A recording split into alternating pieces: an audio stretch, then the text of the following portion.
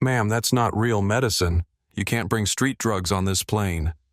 Flight attendant Veronica Ellis snatched the inhaler from 17-year-old Zoe Jackson's trembling hands. The cabin fell silent.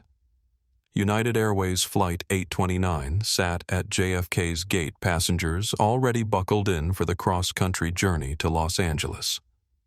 Zoe's dark eyes filled with tears as she clutched her chest, breathing becoming shallow and rapid. "Please," she whispered, her voice barely audible over the aircraft's humming engines. "I can't breathe without it." Veronica held the inhaler up like evidence in a courtroom.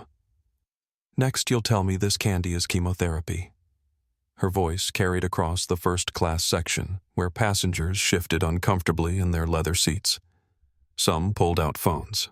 Zoe's medical ID bracelet caught the overhead light as she reached desperately toward her confiscated medication. Have you ever watched someone's life hang in the balance while others stood by filming instead of helping? Veronica Ellis had worked for United Airways for 12 years. She prided herself on maintaining order following protocol, keeping passengers safe. But as she stared at the teenager in seat 23F, something else entirely drove her actions. Zoe Jackson didn't fit Veronica's image of a typical first-class passenger.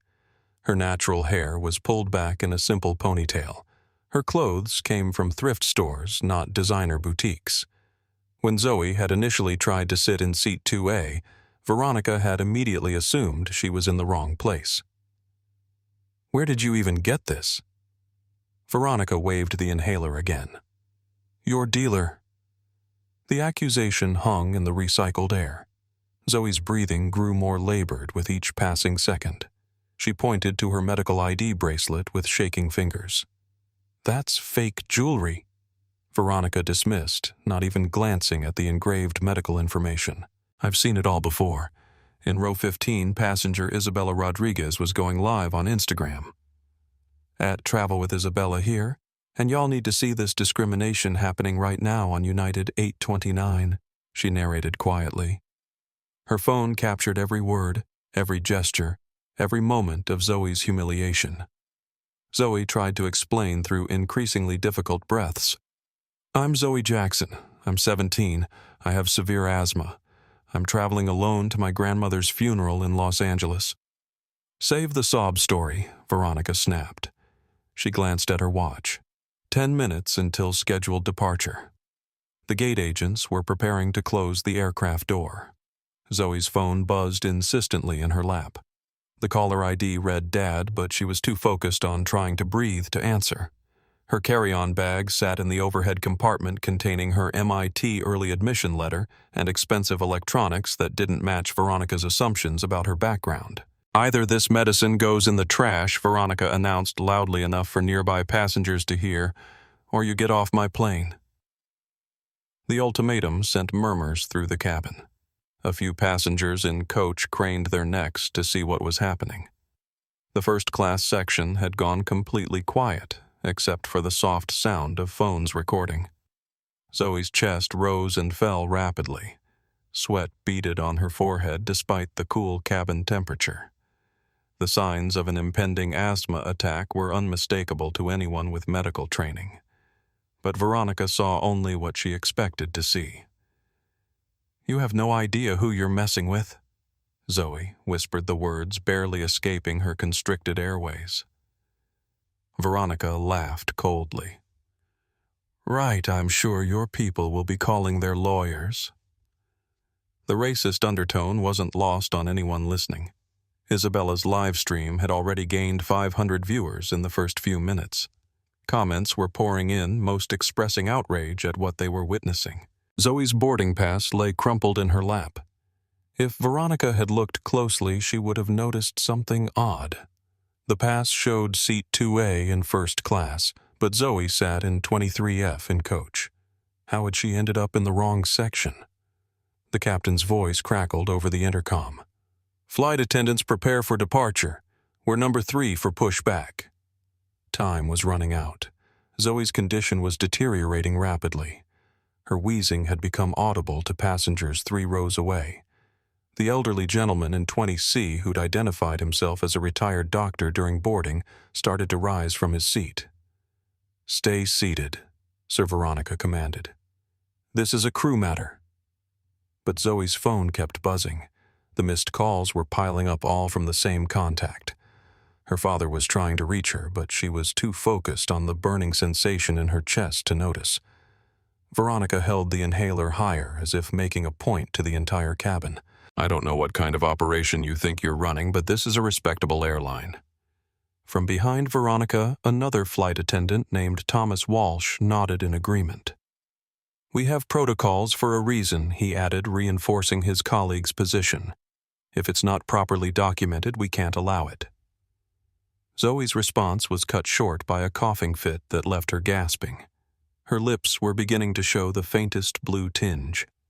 The aircraft door remained open, but Veronica's ultimatum hung in the air. The other flight attendants watched nervously from their positions, clearly uncomfortable but unwilling to challenge their senior colleague's authority.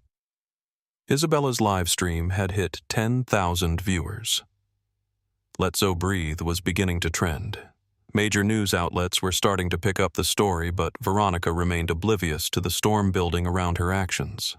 Zoe fumbled for her phone as another wave of breathing difficulty hit her. Her father's number appeared on the screen again. This time she knew she had to answer. Zoe Jackson had never wanted to be the center of attention. Growing up in Baltimore with a single father who worked long hours as an airline pilot, she'd learned early to be self-sufficient, responsible, and most of all prepared. Her asthma had been part of her life since she was 4 years old, a constant companion that had taught her to carry her inhaler everywhere and to stay calm when her lungs betrayed her.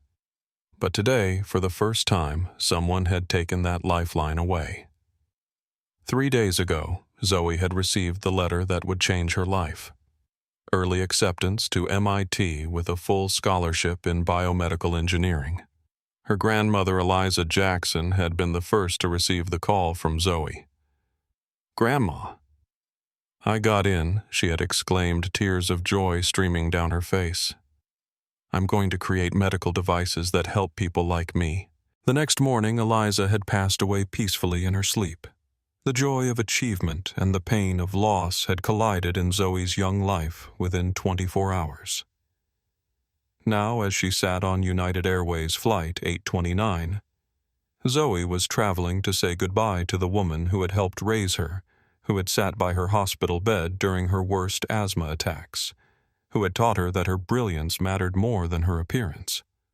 Grandma Eliza had always said, "Baby girl, the world won't always see your worth at first glance." But that doesn't diminish it one bit. Those words echoed in Zoe's mind as the flight attendant looked at her like she was somehow unworthy of being there. It wasn't the first time. Last year at a science competition in Boston, a security guard had followed her around the convention center, asking repeatedly to see her participant badge. 3 months ago at a college recruitment event, another student's parent had asked if she was there to serve refreshments. Each time, Zoe had maintained her dignity, had proved herself through excellence rather than anger. But today was different. Today she couldn't breathe, and the weight of grief over her grandmother made the indignity harder to bear. Her father had insisted on booking her a first-class ticket for the cross-country flight, knowing her asthma often worsened during travel. "You deserve comfort on this difficult journey," he had said. But when she'd tried to take her assigned seat in 2A, Veronica had immediately redirected her. There must be some mistake, Veronica had said with a tight smile that didn't reach her eyes. "Coach boarding isn't for another 20 minutes. Zoe had shown her boarding pass, but Veronica insisted there was a system error and escorted her to an empty seat in coach while she sorted it out. That was 30 minutes ago, and Veronica had never returned with an explanation. Now, as her chest tightened and her breathing became more labored, Zoe felt a familiar fear rising. She'd been hospitalized 3 times for severe asthma attacks, and she recognized the warning signs. Without her inhaler, she had perhaps 15 minutes before her airways constricted to the point where emergency intervention would be necessary. The blue-tinged lips, the dizziness beginning to cloud her vision, the burning in her chest. These were not just discomforts, they were danger signals. Through the fog of oxygen deprivation, Zoe thought of her father. Captain Marcus Jackson would know what to do. He always did. But he was supposed to be flying a different route today, unable to see her off at the airport. The buzzing phone in her lap seemed like a lifeline from another world, one where she could breathe freely, where she was respected, where her grandmother was still alive. Zoe also thought of her mother, Dr. Amara Jackson, who had died when Zoe was just 8 years old. A brilliant pulmonologist specializing in respiratory diseases, her mother had been the one to first recognize Zoe's asthma symptoms and ensure she received proper treatment. The cruel irony wasn't lost on her. Her mother had spent her life helping people breathe, and now Zoe was fighting for breath while a stranger held her medication hostage. As another coughing spasm seized her, Zoe noticed something through her tears. The passengers around her weren't just uncomfortable spectators anymore. They were becoming witnesses, and some were becoming advocates. An older man was arguing with Veronica. A woman was filming. Someone had pressed the call button 3 rows ahead. In that moment, despite her fear, Zoe felt a strange clarity. This wasn't just about her anymore. This was about everyone who had ever been misjudged, dismissed, or endangered because of someone else's prejudice. With trembling fingers, she reached again for her phone. Whatever came next, she wouldn't face it alone. Veronica Ellis hadn't always been this person. 12 years ago, when she first pinned on her United Airways wings, she'd been filled with excitement about a career that would take her around the world. She'd loved the crisp blue uniform, the respectful nods from passengers, the sense that she was part of something elegant and important. Back then, her smile had been genuine, her desire to help passengers authentic. That was before the industry changed, before the cutbacks, the fuller flights, the increased responsibilities with decreased support. Before her husband Michael left, taking half their savings and leaving her with a mortgage she could barely afford on a flight attendant's salary. Before her mother's long illness drained what little financial cushion remained. Before she turned 45 and realized that her dreams of advancement within the airline had stalled, leaving her in the same position she'd started in, just older and more bitter. This morning had been particularly difficult. Her hot water heater had failed, leaving her with an ice-cold shower. The subway was delayed. Her request for Christmas week off had been denied for the 3rd year in a row. By the time she arrived at JFK for Flight 829 to Los Angeles, Veronica was already running on empty, her patience worn to a dangerous thinness. Then came the girl, walking confidently toward first class in her worn jeans and simple white t-shirt. No designer luggage, no expensive watch or jewelry, just that casual entitlement that made Veronica's blood boil. When the girl had presented her boarding pass for seat 2A, Veronica had been certain it was fraudulent. People tried to scam upgrades all the time. She'd escorted the girl to coach, promising to verify her ticket, then conveniently forgotten to follow up. One small victory in a day full of defeats. But now the situation was escalating. The girl claimed to need medicine, an inhaler that looked suspiciously like the type of device drug users modified for illegal substances. Veronica had seen a documentary about it just last month. And the girl's insistence, her suggestion that Veronica was somehow mistreating her, triggered something deep and defensive. "I'm in control here," Veronica thought, gripping the inhaler tighter. "This is my aircraft, my domain." The sense of power was intoxicating, a feeling of authority that had been lacking in every other area of her life. Here, at least, passengers had to listen to her. Here she made the rules.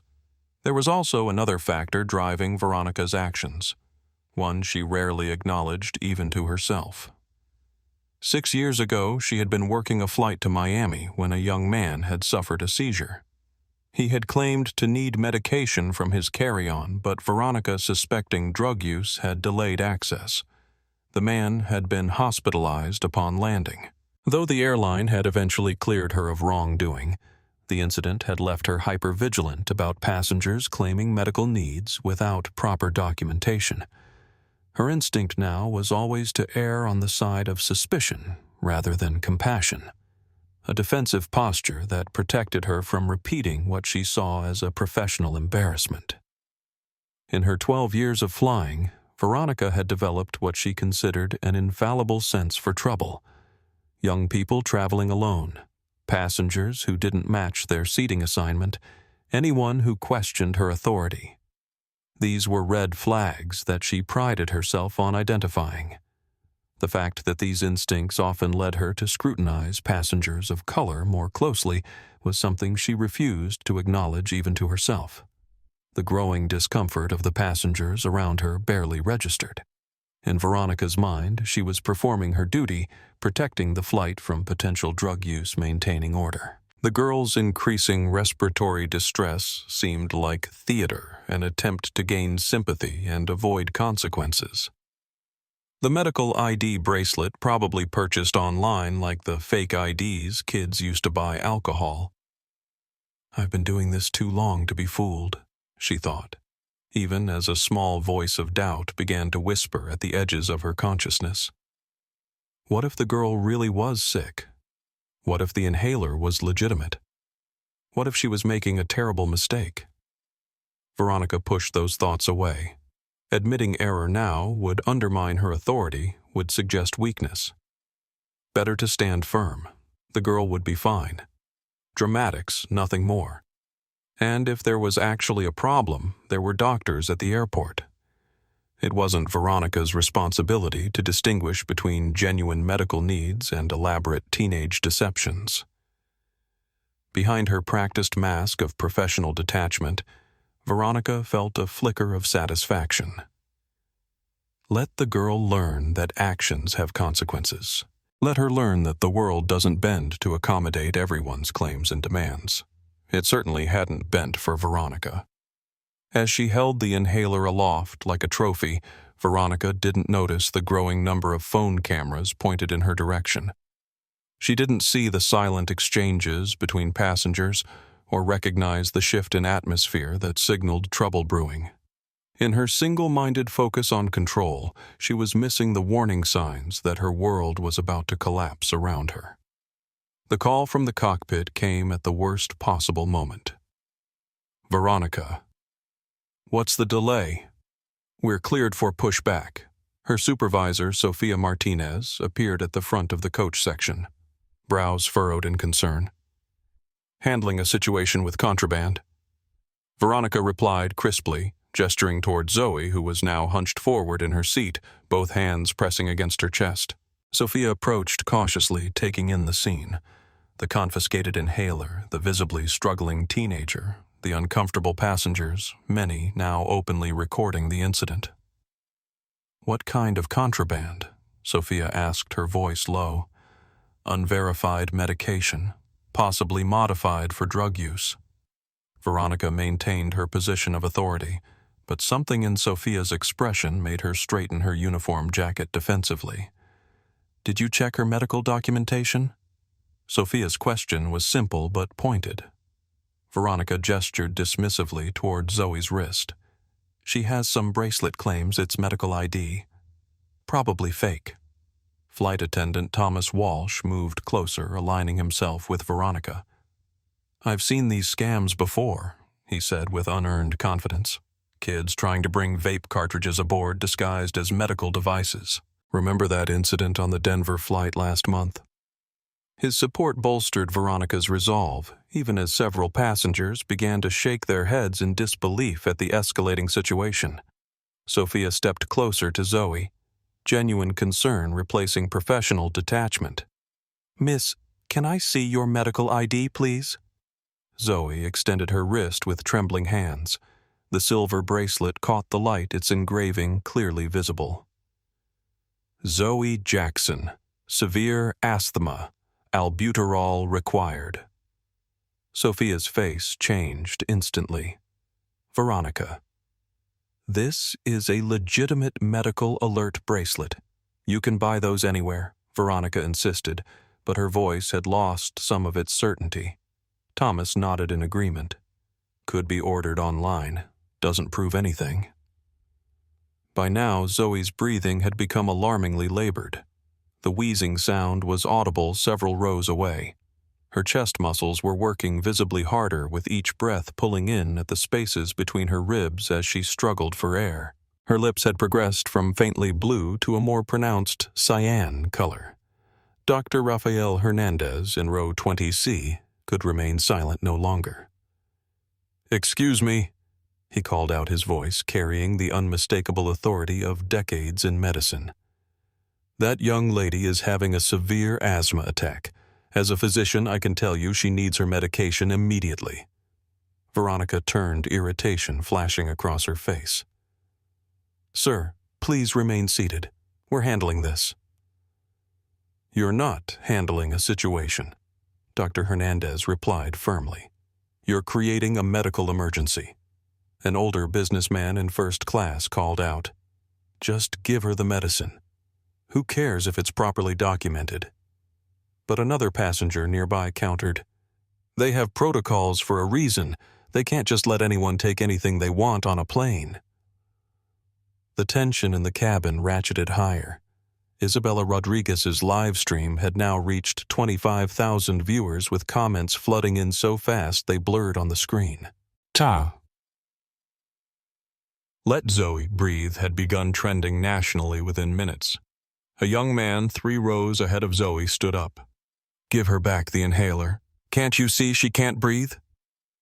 "Sir, sit down immediately," Veronica ordered, but her command lacked its earlier confidence. Sophia placed a hand on Veronica's arm. "I think we should return the medication while we verify I've made my decision," Veronica hissed, pulling away. "Either she leaves the aircraft with this contraband, or it stays confiscated until we can have it properly examined." Thomas stood firmly beside Veronica. "We need to be consistent with policy. If we make exceptions, where does it end?" Zoe's phone continued buzzing. The screen displayed Dad and a photo of a man in a United Airways captain's uniform.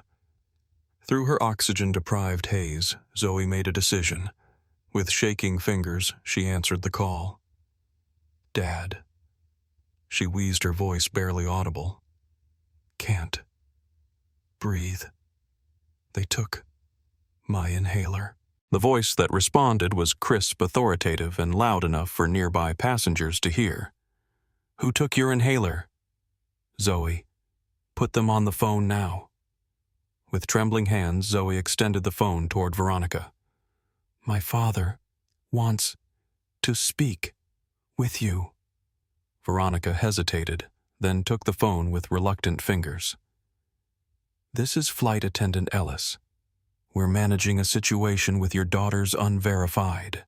She stopped abruptly, the color draining from her face as the voice on the other end spoke. Around her, the cabin had gone completely silent, passengers straining to hear the one-sided conversation. Even Sophia leaned closer, her expression shifting from concern to alarm. "Yes, sir," Veronica stammered. "I understand, but protocols require." She fell silent again, listening. Her hand began to tremble. She didn't explain. "I wasn't aware." Another pause. "You're where the final question seemed to hang in the air." Isabella zoomed in with her camera, capturing the moment Veronica's professional facade cracked completely. Nearby passengers exchanged glances, sensing that something significant had changed. Veronica lowered the phone slowly, her face ashen. Without a word, she handed the inhaler back to Zoe, who immediately brought it to her lips and triggered a life-saving dose of medicine. The relief wasn't instant, but the medication began to open her airways, easing the crushing pressure in her chest. "What did he say?" Sophia asked, her voice barely above a whisper. Veronica didn't answer. She stared straight ahead, frozen in place like a statue as the enormity of her mistake began to dawn on her. In the silence that followed, Zoe's phone slipped from Veronica's fingers back into the teenager's lap. The call still connected. 2 TSA officers appeared at the aircraft door, responding to Veronica's earlier request to remove a passenger with contraband. They surveyed the scene with professional caution, noting the numerous passengers recording the teenager using an inhaler and the strangely immobile flight attendant. "We were called about an issue with prohibited items," the lead officer inquired. Before Veronica could respond, the aircraft door opened wider, and a commanding figure appeared in the entryway. Captain Marcus Jackson, in full United Airways uniform with 4 gold stripes on his sleeves, stepped into the cabin. His eyes scanned the scene with military precision until they locked on his daughter. The atmosphere in the cabin shifted instantly from tension to electric anticipation. Whatever happened next would not be resolved quietly. Dr. Rafael Hernandez had seen death too many times to mistake its approach. For 40 years he had battled against it in emergency rooms in field hospitals during his military service and in his pulmonology practice before retirement.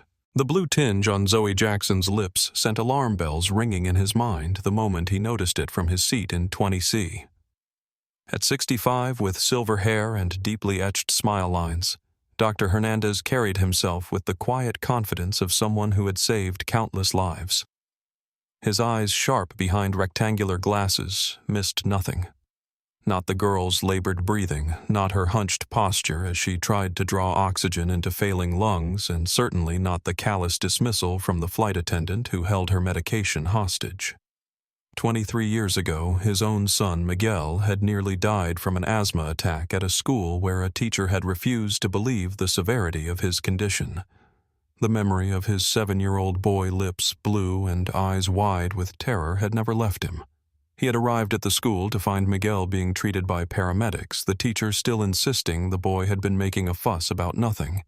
That day had changed Dr. Hernandez, transforming him from merely a physician into an advocate. When he first noticed the confrontation between Zoe and the flight attendant, he had observed carefully, assessing whether intervention was necessary. But when he saw the inhaler being confiscated, when he heard the dismissive tone, when he noticed the progressive cyanosis in the girl's lips, medical training overrode social convention. "Excuse me." He had called out, his voice carrying the weight of decades of medical authority. When Veronica dismissed him, he felt a familiar anger rising.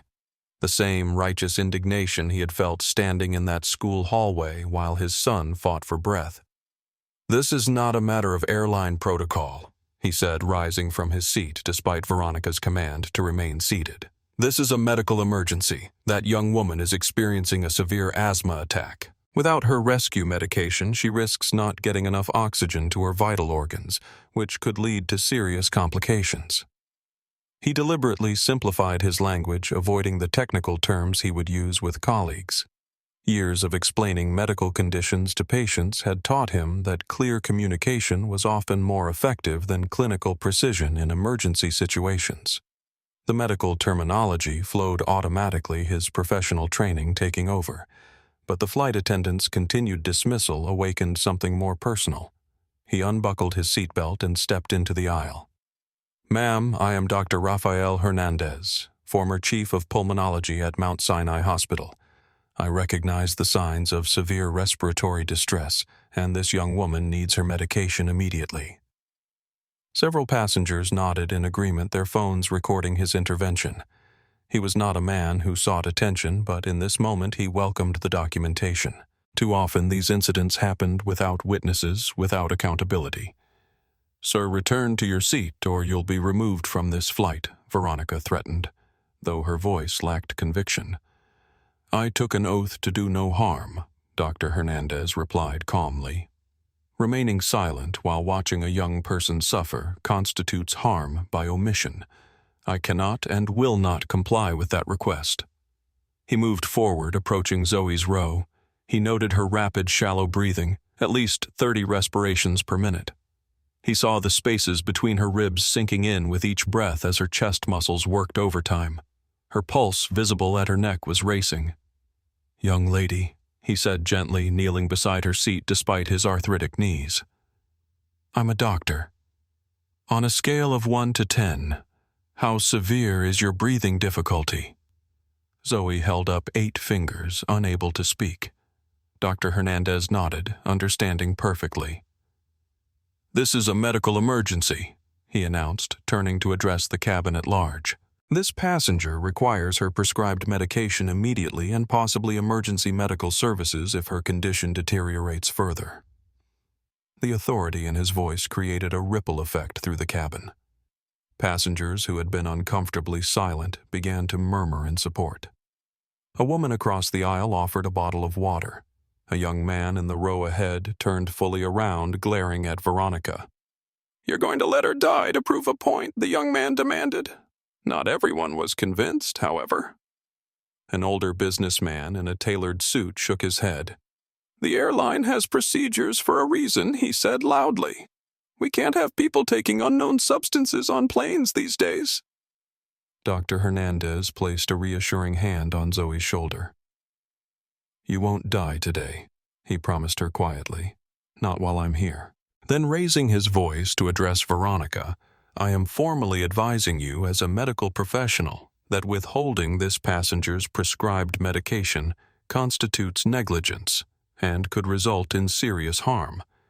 If you continue to withhold treatment, I will personally ensure that your decision and its consequences are documented in detail for the relevant authorities." The threat was not idle. Throughout his career, Dr. Hernandez had served as an expert witness in dozens of medical negligence cases. He understood the legal implications of Veronica's actions better than she possibly could. When Zoe managed to retrieve her phone and call her father, Dr. Hernandez watched carefully, ready to provide medical assistance the moment the inhaler was returned. The shift in Veronica's demeanor as she spoke to Zoe's father was dramatic. Whatever was said had clearly shaken her to her core. As Captain Marcus Jackson appeared at the aircraft door minutes later, Dr.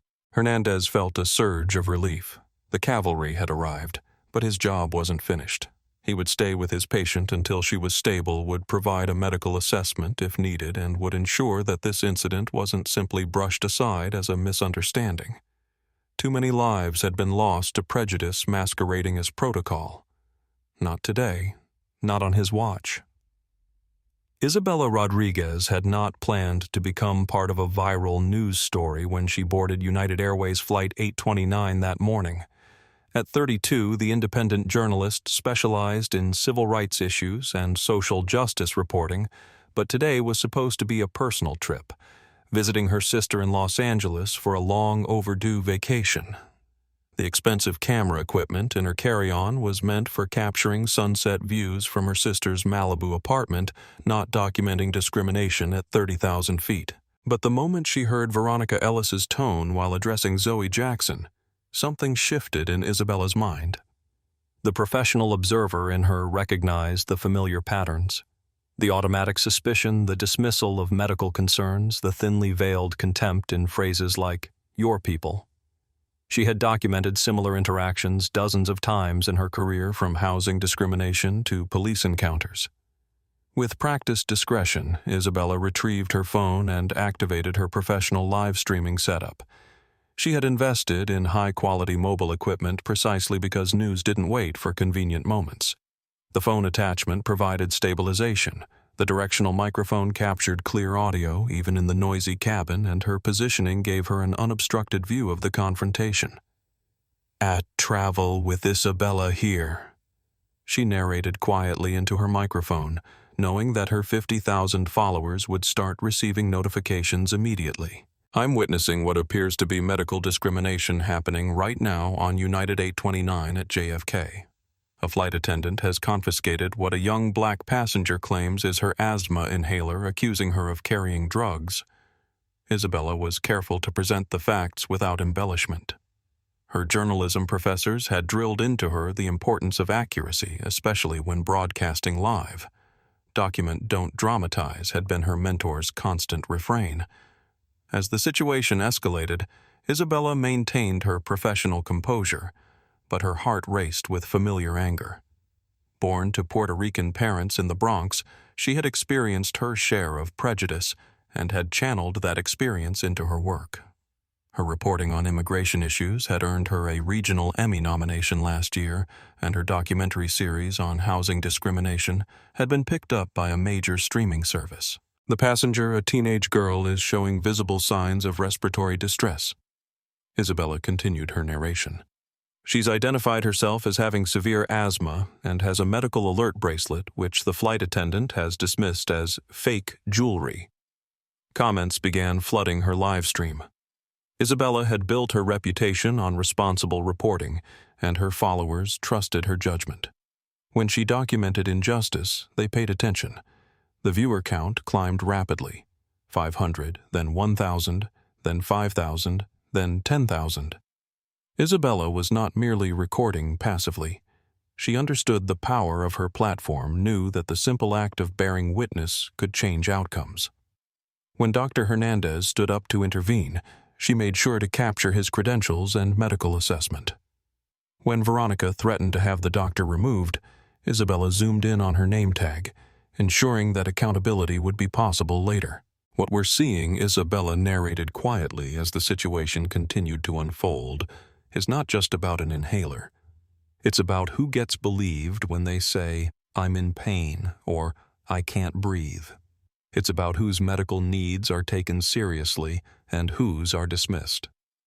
Her viewers responded with outrage. Let Zoe. Breathe began trending within minutes.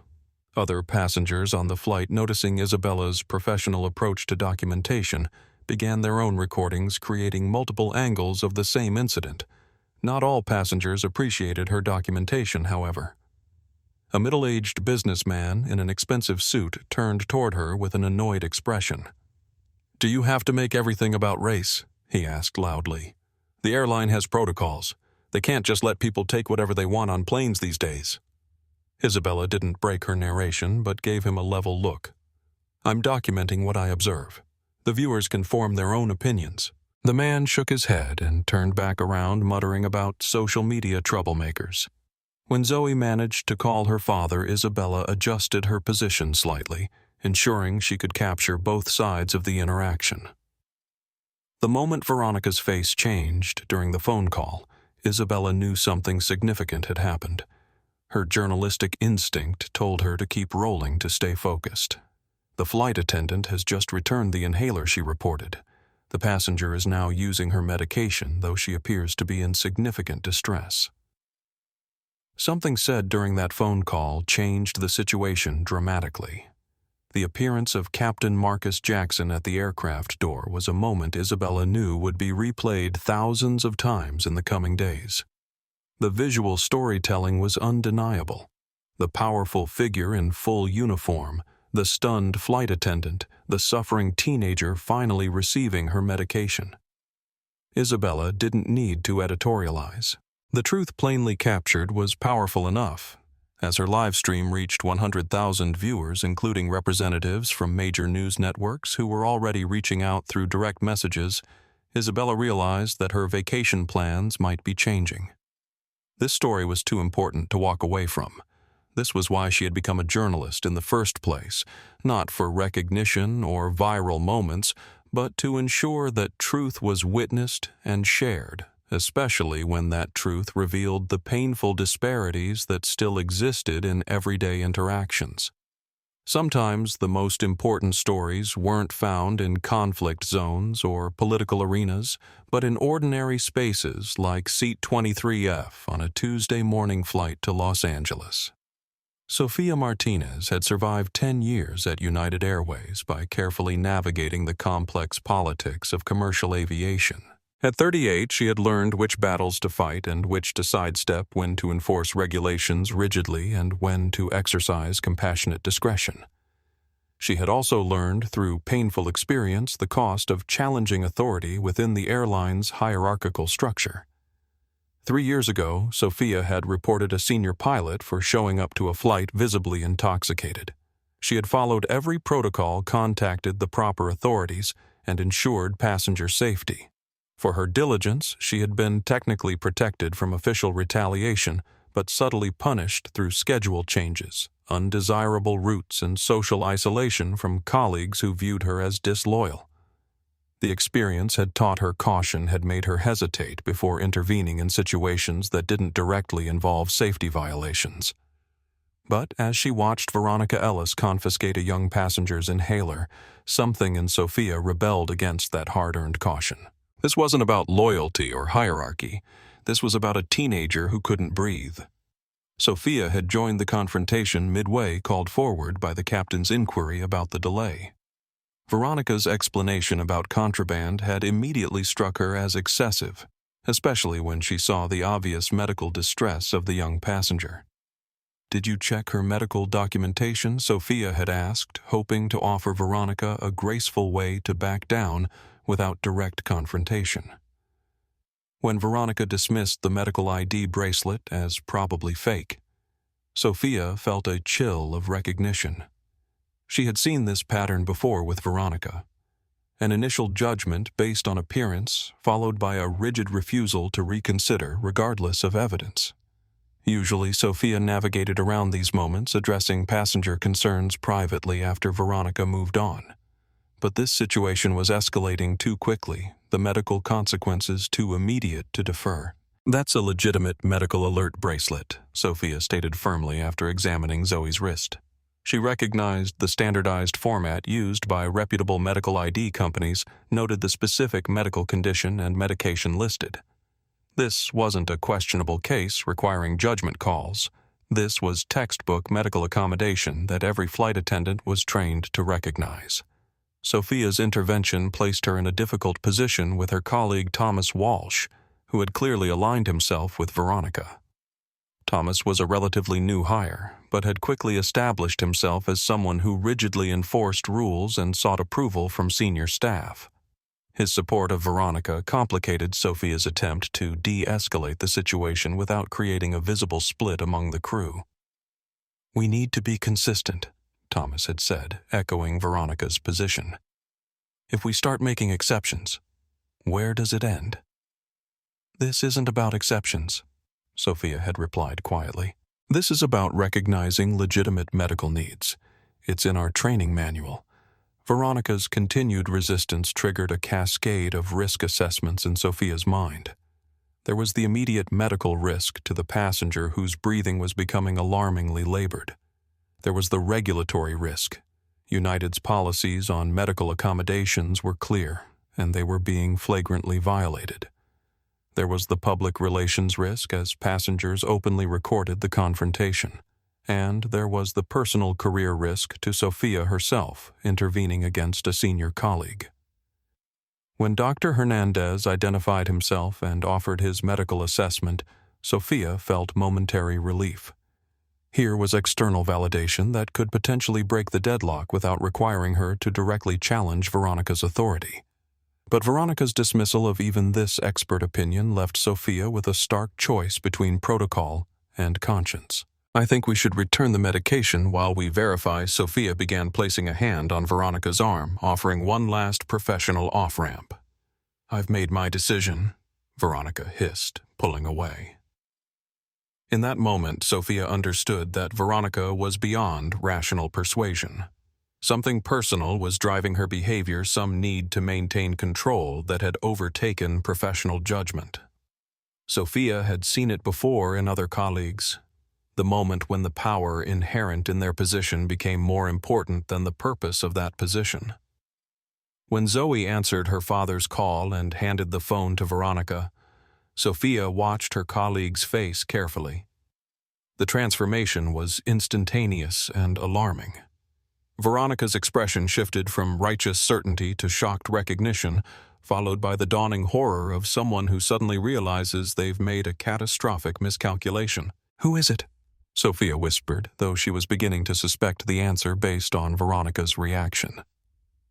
Veronica didn't respond, frozen in place as if turned to stone. It was only when Captain Marcus Jackson appeared at the aircraft door that Sophia understood the full magnitude of the situation. She recognized him immediately.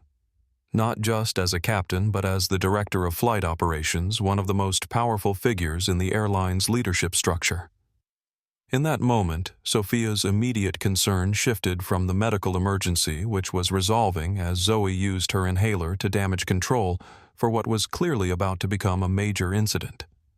Her training kicked in: document the facts, protect the passengers, prepare for investigation. But beneath the professional response, Sophia felt a complex mix of emotions. Relief that the young passenger was receiving needed medication, validation that her own assessment of the situation had been correct, apprehension about the fallout that would inevitably follow, and a small, difficult-to-admit sense of satisfaction that Veronica's behavior would finally face real consequences. As Captain Jackson moved purposefully down the aisle toward his daughter, Sophia stepped back, giving him space while remaining present. Whatever happened next would likely end Veronica's career. It might impact Sophia's as well, depending on how her attempts at intervention were judged.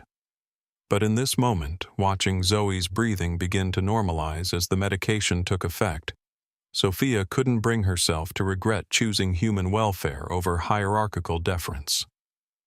Some lines once crossed transformed a person. Sophia suspected that today would prove to be one of those lines for everyone involved. The Boeing 777 bound for Los Angeles had become an unlikely theater for human drama, with 308 passengers serving as both audience and participants in the unfolding crisis. Their reactions, as varied as their backgrounds, created a microcosm of society's response to injustice. In first class, where Michael Blackwell, CEO of Eclipse Airlines, sat with his laptop open, but forgotten, the reaction was one of calculated observation. A veteran of the industry, he recognized the disaster unfolding in real time. Not just a medical emergency, but a catastrophic failure of customer service and corporate values. His trained eye noted everything: the flight attendant's body language, the passenger's obvious distress, the increasing documentation by other passengers. Each element registered as a case study in what not to do lessons he would take back to his own airline's training department. "This will be in business schools next semester," he murmured to his assistant across the aisle. "How to destroy a company's reputation in 20 minutes or less." Not everyone in first class shared his perspective, however. 2 rows behind him, investment banker William Foster leaned toward his colleague with a different take. "Everyone's so quick to cry discrimination," he said, just loud enough to be heard by those around him. "The airlines have protocols for a reason. If they let every person take whatever they want on board without verification, imagine the security risks."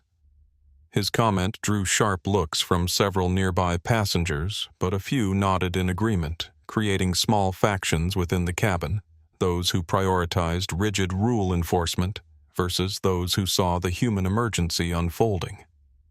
In the premium economy section, Professor Diane Reynolds from Yale Law School was documenting the incident with academic precision. Her legal pad already contained 2 pages of notes, each violation of federal regulations, airline policies, and potential civil liabilities carefully categorized and time-stamped. As a specialist in transportation law, she recognized at least 7 actionable offenses in Veronica's behavior, with potential damages in the millions. ADA violation. Clear discrimination. Medical endangerment, she whispered into her voice recorder. Witness testimony from medical professional rejected further endangering patient. Clear evidence of bias in assessment of medical documentation.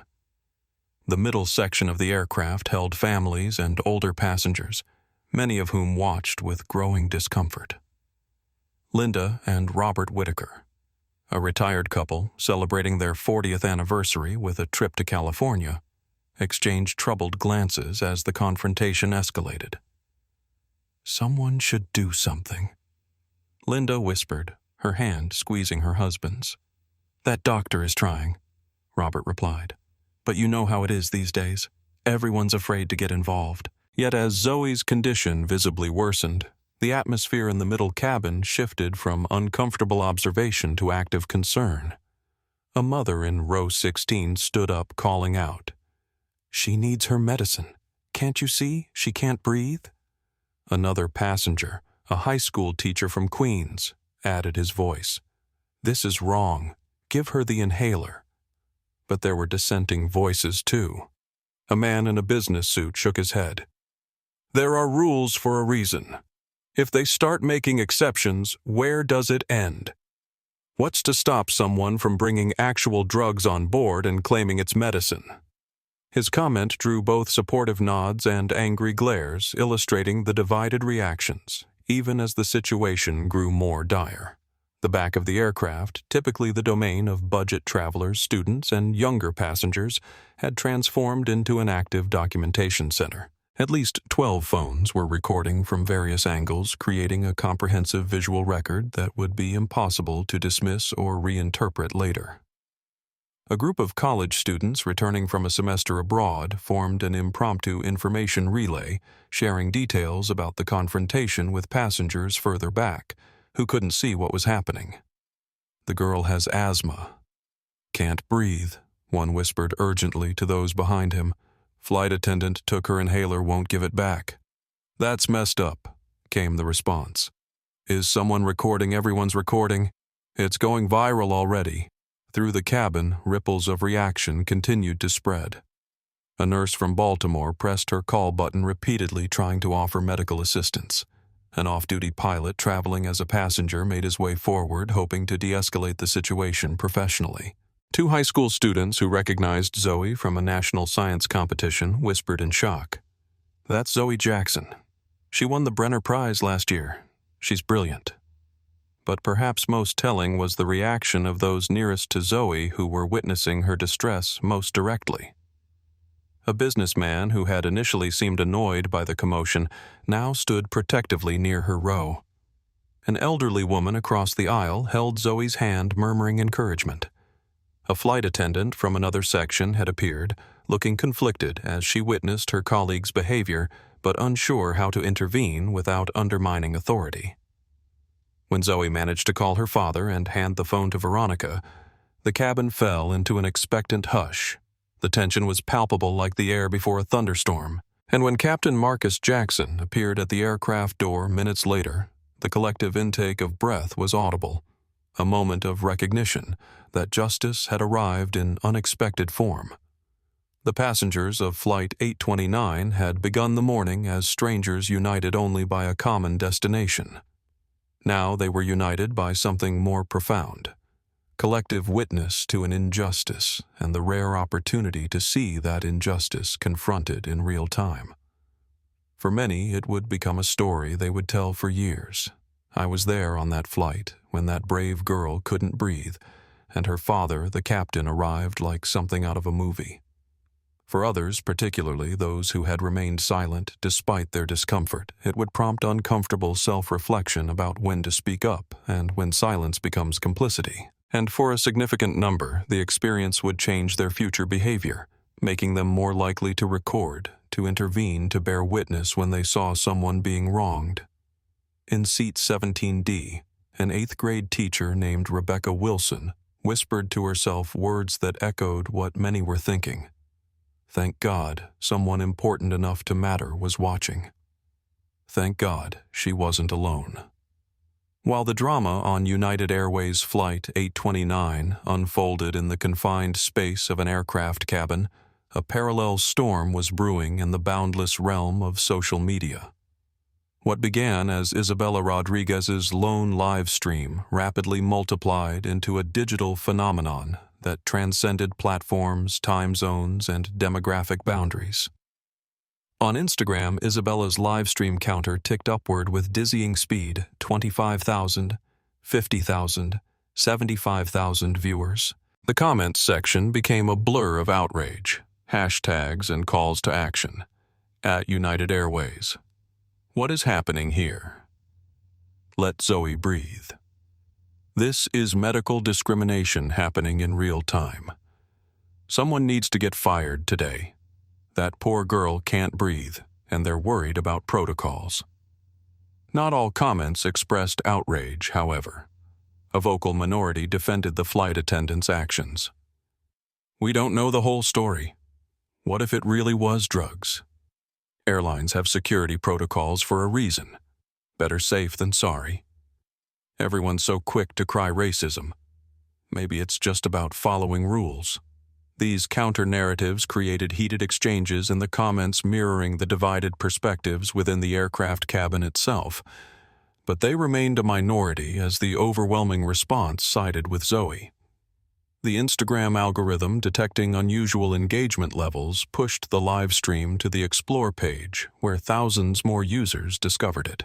Within 15 minutes, clips were being screen recorded and shared across other platforms, each snippet containing the most damning moments of Veronica's behavior. On Twitter, "Let Zoe Breathe" rocketed to the number 3 trending topic nationally within 20 minutes of Isabella's first broadcast. Media personalities with millions of followers began amplifying the hashtag @CivilRightsNow. Watching this unfold on #United829 is infuriating. A black teenager denied her life-saving medication because she doesn't look like she belongs in first class. In 2025, let Zoe breathe at Dr. Public Health. As a physician, what I'm seeing on this United flight is dangerous medical negligence. Blue lips indicate oxygen deprivation. Without intervention, this could become fatal.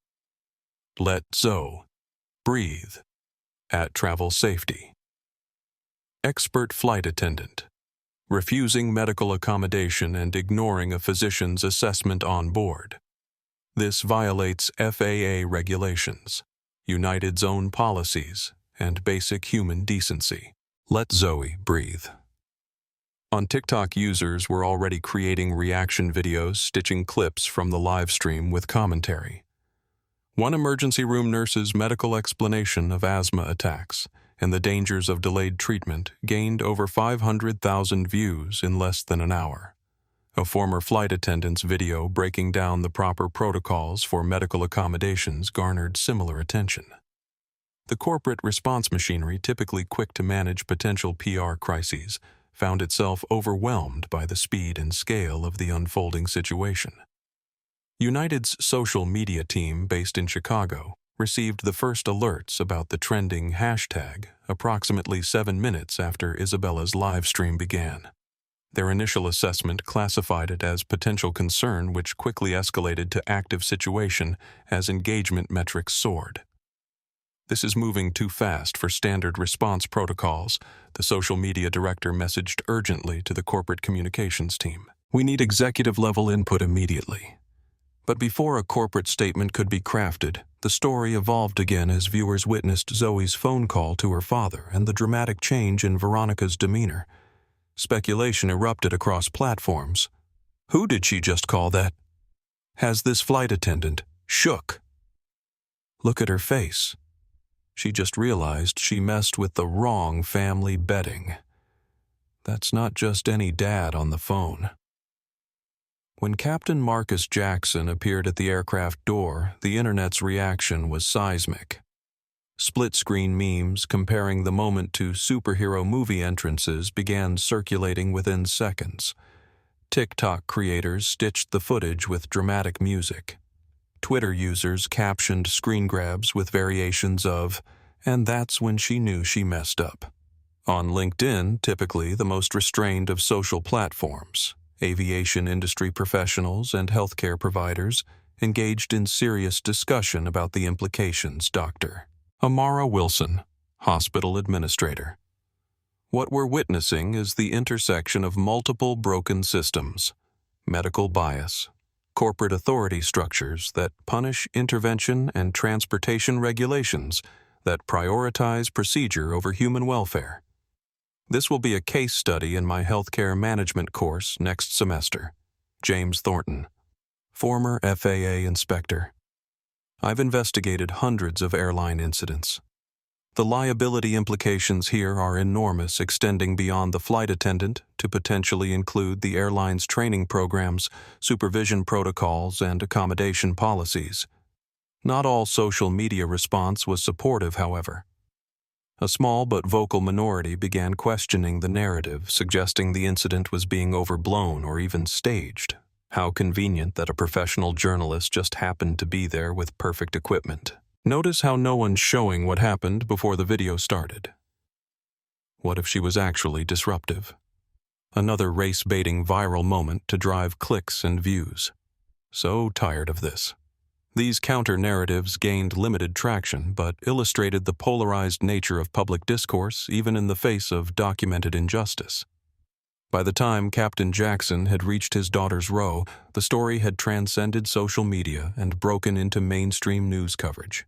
CNN's breaking news banner read, "Developing United Airways flight attendant denies teen life-saving medication. Father Who is airline captain intervenes." MSNBC had already booked a panel of medical experts and civil rights attorneys to discuss the implications for the evening broadcast. In United's corporate headquarters, phones were ringing across every department. The CEO's executive assistant was fielding calls from board members demanding information. The legal department had begun pulling all relevant policies on medical accommodations and employee conduct. The PR team was drafting multiple versions of statements, unsure which would be appropriate for a situation still actively unfolding. What made this particular social media storm different from the typical outrage cycle was its unfiltered authenticity. There were no edited clips, no contextless moments open to interpretation. Isabella's continuous live stream, supplemented by footage from multiple passengers, provided an unbroken narrative that corporate spin doctors couldn't easily reframe. As Zoe finally received her inhaler and took her first proper breath in nearly 20 minutes, a collective digital sigh of relief swept across the internet. But relief quickly gave way to demands for accountability. Okay, she can breathe, but what happens to the flight attendant who almost killed her? Don't let United sweep this under the rug. We're all witnesses now. This isn't just about one bad employee. This is about a culture that made her comfortable doing this. What had begun as a single incident on a single flight had transformed through the amplifying power of social media into a national conversation about who gets believed when they say "I need help," whose medical concerns are taken seriously, and how authority can become weaponized against the vulnerable. And as Captain Marcus Jackson stood in the aisle of Flight 829 facing the flight attendant who had endangered his daughter's life, he was unaware that millions of people were now watching, waiting to see what justice looked like when it finally arrived. The world was beginning to blur around the edges. Zoe Jackson had experienced asthma attacks before, the suffocating tightness, the burning chest, the rising panic as each breath became more difficult than the last. But never without her medication nearby, never with someone actively preventing her from accessing the relief she desperately needed. Each breath was a battle now. Inhale. Her chest muscles strained, pulling against the invisible vice constricting her airways. Exhale. A high-pitched wheeze escaped audible to passengers several rows away. Her lungs felt simultaneously empty and heavy, like balloons filled with concrete instead of air. The medical term was bronchospasm, the tightening of the muscles around the airways. But to Zoe, it wasn't a clinical condition. It was drowning on dry land, suffocating in plain sight while a plane full of witnesses watched. Her vision began to tunnel darkness creeping in from the periphery. The oxygen in her bloodstream was dropping dangerously low, causing the blue color that Dr. Hernandez had noticed in her lips. Without intervention, the lack of oxygen would progress to potential brain damage within minutes. Through the fog of oxygen deprivation, fragmented thoughts tumbled through Zoe's mind. Her grandmother's funeral, which she might now never attend. The MIT acceptance letter in her bag, a future that was slipping away with each labored breath. Her father, who had taught her to stay calm in emergencies, who had helped her manage her condition since childhood. A memory surfaced. She was 8 years old, experiencing a severe attack during a school field trip. The panic in her teacher's eyes, the scramble for her inhaler, the terrifying moments before relief came. Afterward, her father had sat beside her hospital bed, his uniform still on after rushing from the airport. "Zoe," he had said, his voice gentle but firm. "Your asthma is not a weakness. It's just a challenge, and you're stronger than any challenge life throws at you. But you must always protect yourself. Never let anyone tell you your health isn't important." Now, 9 years later, those words echoed as she struggled to maintain consciousness. The inhaler, her lifeline, remained in Veronica Ellis's grasp, held aloft like evidence in a trial where Zoe had already been judged and convicted based on appearances. Another memory surfaced. Her mother's voice. Dr. Amara Jackson had been a specialist in respiratory medicine before her death from a sudden aneurysm when Zoe was 8. Breathe with your diaphragm when you can, she had taught Zoe. Lower your shoulders. Try to relax your chest muscles. The cruel irony wasn't lost on Zoe, even in her distress. Her mother had dedicated her life to helping people breathe, and now Zoe was fighting for air, while her mother's expertise lived on only in memory. The physical symptoms were worsening by the second. The muscles between her ribs, the intercostals, visibly pulled inward with each attempted breath, creating hollow depressions in her chest. Sweat beaded on her forehead despite the cool cabin air. Her pulse raced as her heart worked desperately to compensate for declining oxygen levels. Dr. Hernandez had appeared beside her, his presence both comforting and concerning. If a physician was sufficiently alarmed to leave his seat against crew instructions, her condition must be deteriorating faster than she realized.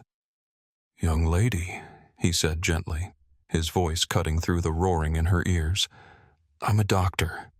On a scale of 1 to 10, how severe is your breathing difficulty?" Zoe raised 8 fingers, unable to spare the breath for words. She saw understanding and concern flash across his face. In that moment, she realized this wasn't just a severe attack. It was potentially life-threatening. Her phone continued to buzz in her lap.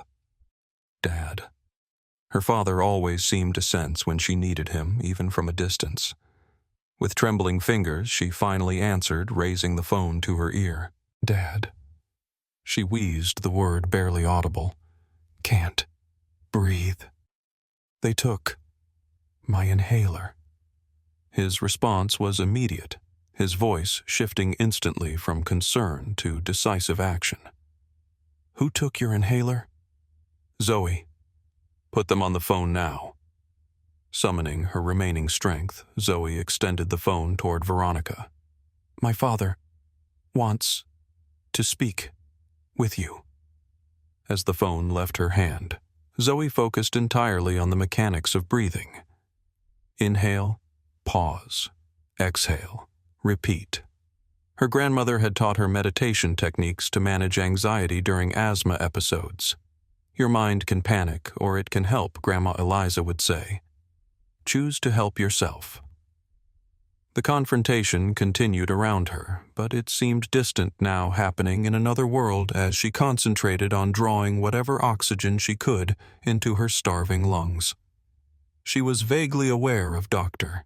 Hernandez beside her, of passengers standing in protest, of cameras recording of Veronica's face draining of color as she spoke to Marcus Jackson. Then suddenly the inhaler was back in her hand, the familiar blue plastic life preserver that had saved her countless times before.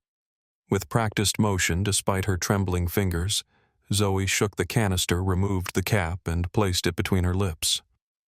She pressed down, releasing a measured dose of albuterol, and inhaled as deeply as her constricted airways would allow. The first dose wasn't magic. Asthma medications don't work like movie cures, instant and complete.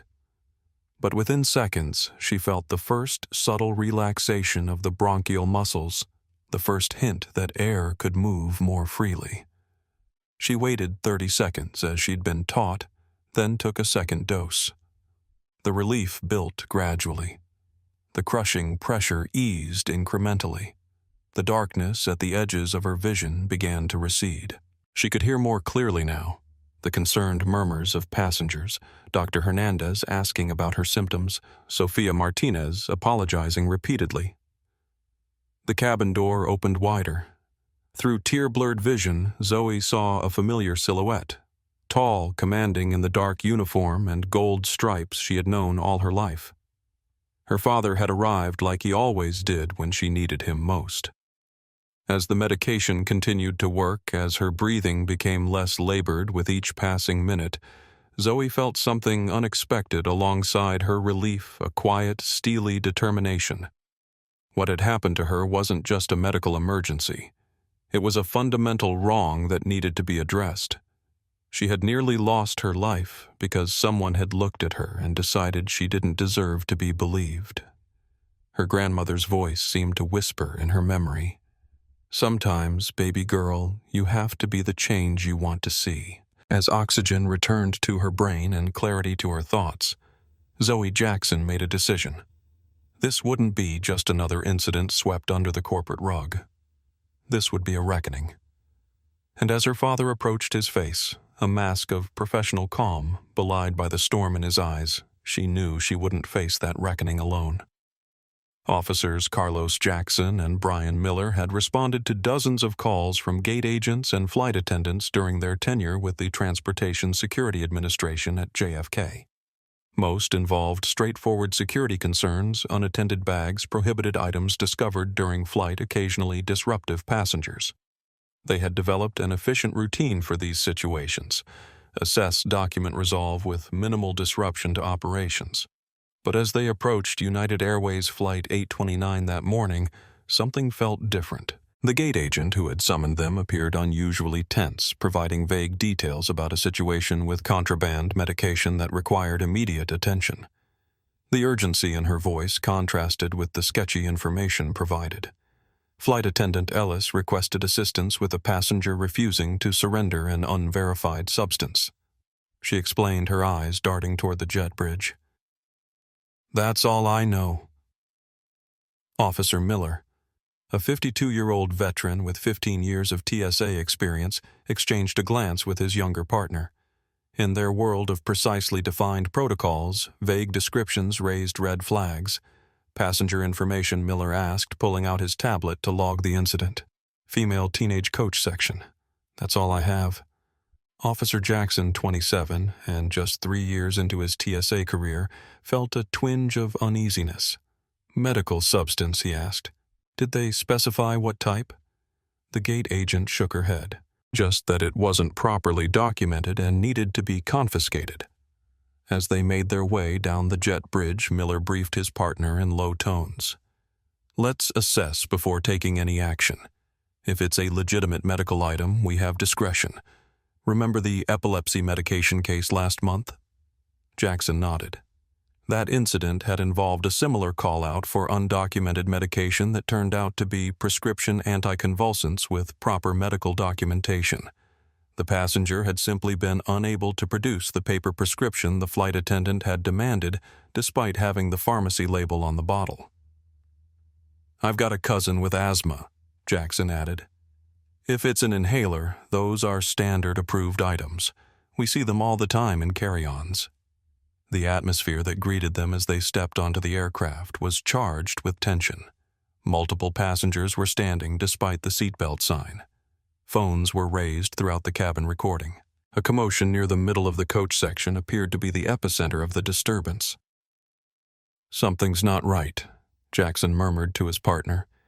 "This doesn't feel like a standard contraband situation." They moved forward cautiously, noting the agitated expressions of passengers they passed. Fragments of conversation reached them. "Can't believe they took her inhaler. She can't breathe. Recording everything."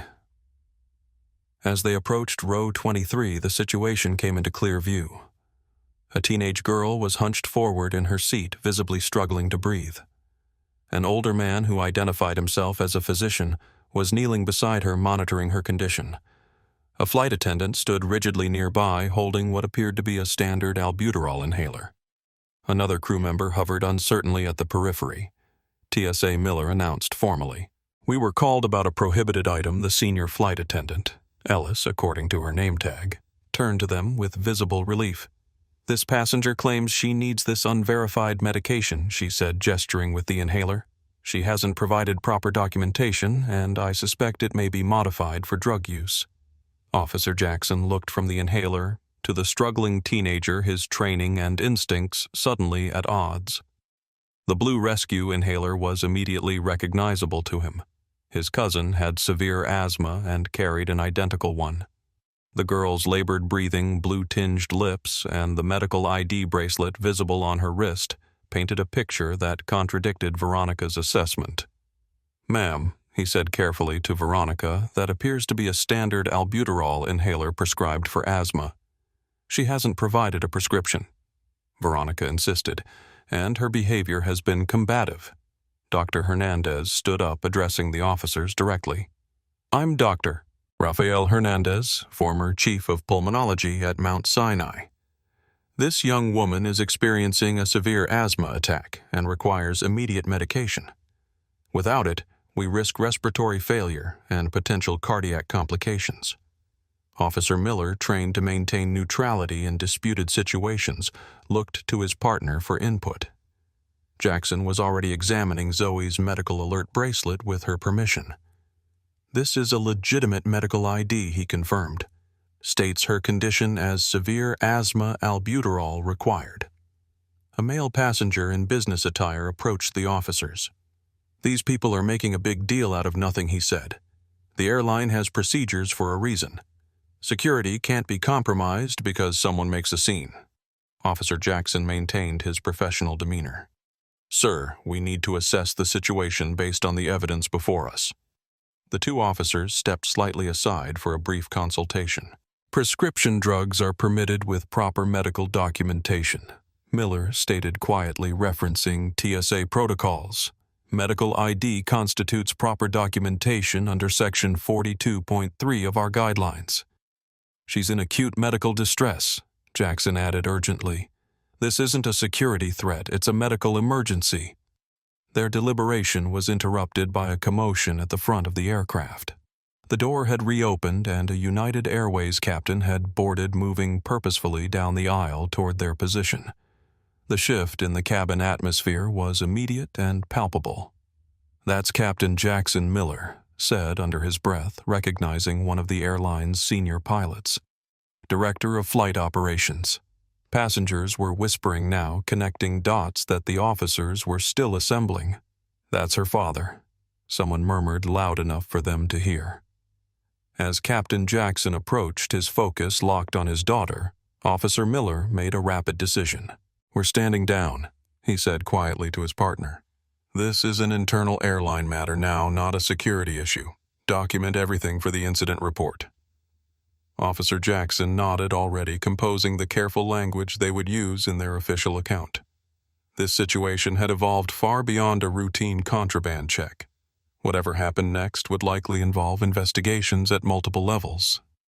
As they stepped back to allow Captain Jackson access to his daughter, both officers understood they were now witnesses rather than active participants in whatever would unfold. Their presence would be noted in reports, their observations potentially crucial in subsequent investigations.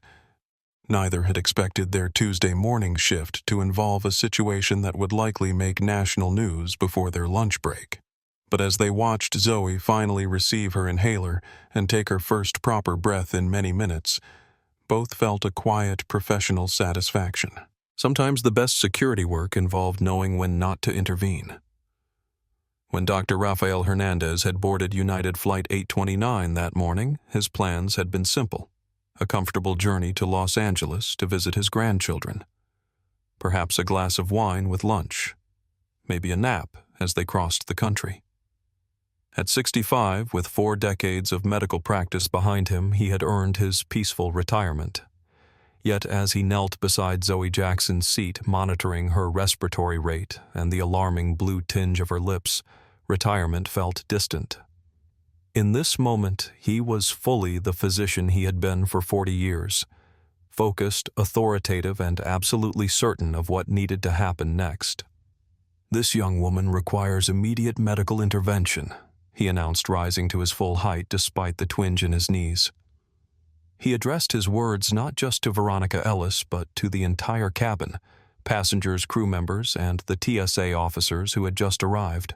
"As a licensed physician, I am formally advising that withholding her prescribed medication constitutes a medical emergency." Veronica's expression hardened. "Sir, with all due respect, airline protocols require no airline protocol supersedes the immediate medical needs of a passenger." Dr. Hernandez interrupted his voice, carrying the weight of countless emergency room decisions. What you are witnessing is a severe asthma attack with developing oxygen deprivation. Without intervention, this young woman risks respiratory failure, potential brain injury, and cardiac complications. He simplified his language deliberately, avoiding the technical terms that might confuse non-medical listeners. Years of explaining conditions to patients had taught him that clear communication was often more effective than clinical precision in emergency situations. "I understand your concern about security," he acknowledged, addressing not just Veronica, but the skeptical passengers who had sided with her. "But I am stating as a medical professional with 4 decades of experience that this is a standard asthma inhaler containing albuterol, a medication that is explicitly permitted by TSA regulations and airline policies when accompanied by proper medical identification, which this young woman has provided." He turned to address the TSA officers, directly recognizing their authority in this complex situation. "Officers, I'm formally identifying myself as Dr. Rafael Hernandez, medical license number 285743, New York State. I am providing my professional medical assessment that this passenger requires immediate access to her prescribed albuterol inhaler, which I can identify as standard medical equipment, not a controlled or prohibited substance." The younger TSA officer, Jackson, nodded with visible relief at having expert input. The senior officer, Miller, looked conflicted, but attentive. "Furthermore, Dr. Hernandez continued, I am willing to accept full responsibility for administering this medication if there are concerns about liability." He reached into his pocket and produced his medical license and retired hospital ID card, presenting them to the officers. "You may verify my credentials if necessary, but I urge immediate action." A passenger from the row ahead turned around, adding her voice to his. "I'm a registered nurse, and I agree with the doctor's assessment. She needs her medication now." A businessman in a suit countered from across the aisle. "We can't just ignore security protocols because someone claims to be a doctor. How do we know this isn't all staged?" Dr. Hernandez turned to face the man directly. "Security is important, sir. So is human life. I'm not asking for an exception to security protocols. I'm pointing out that this situation is fully covered by existing medical accommodation policies that this flight attendant is choosing to ignore." The momentum was shifting. As multiple passengers had stood up, forming an impromptu witness circle around the confrontation. Phones recorded from every angle. The flight supervisor, Sofia Martinez, looked increasingly uncomfortable with Veronica's position. "This isn't about airline authority anymore," Dr. Hernandez said, his voice lower, but no less firm. "This is about a fundamental medical duty of care. In my professional opinion, continuing to withhold this medication constitutes negligence and could potentially be considered reckless endangerment given the clear symptoms of respiratory distress." He turned back to Zoe, kneeling again to check her pulse. Rapid thready. Her cardiovascular system was under significant stress as it struggled to compensate for decreased oxygen. Every second mattered now. Looking up at Veronica, who still clutched the inhaler, Dr. Hernandez made one final appeal, not as a confrontational passenger, but as a physician speaking to another human being, Ms. Ellis, he said quietly, using her name from her badge. "I understand you're following what you believe is proper procedure, but right now you're looking at a young woman who cannot breathe.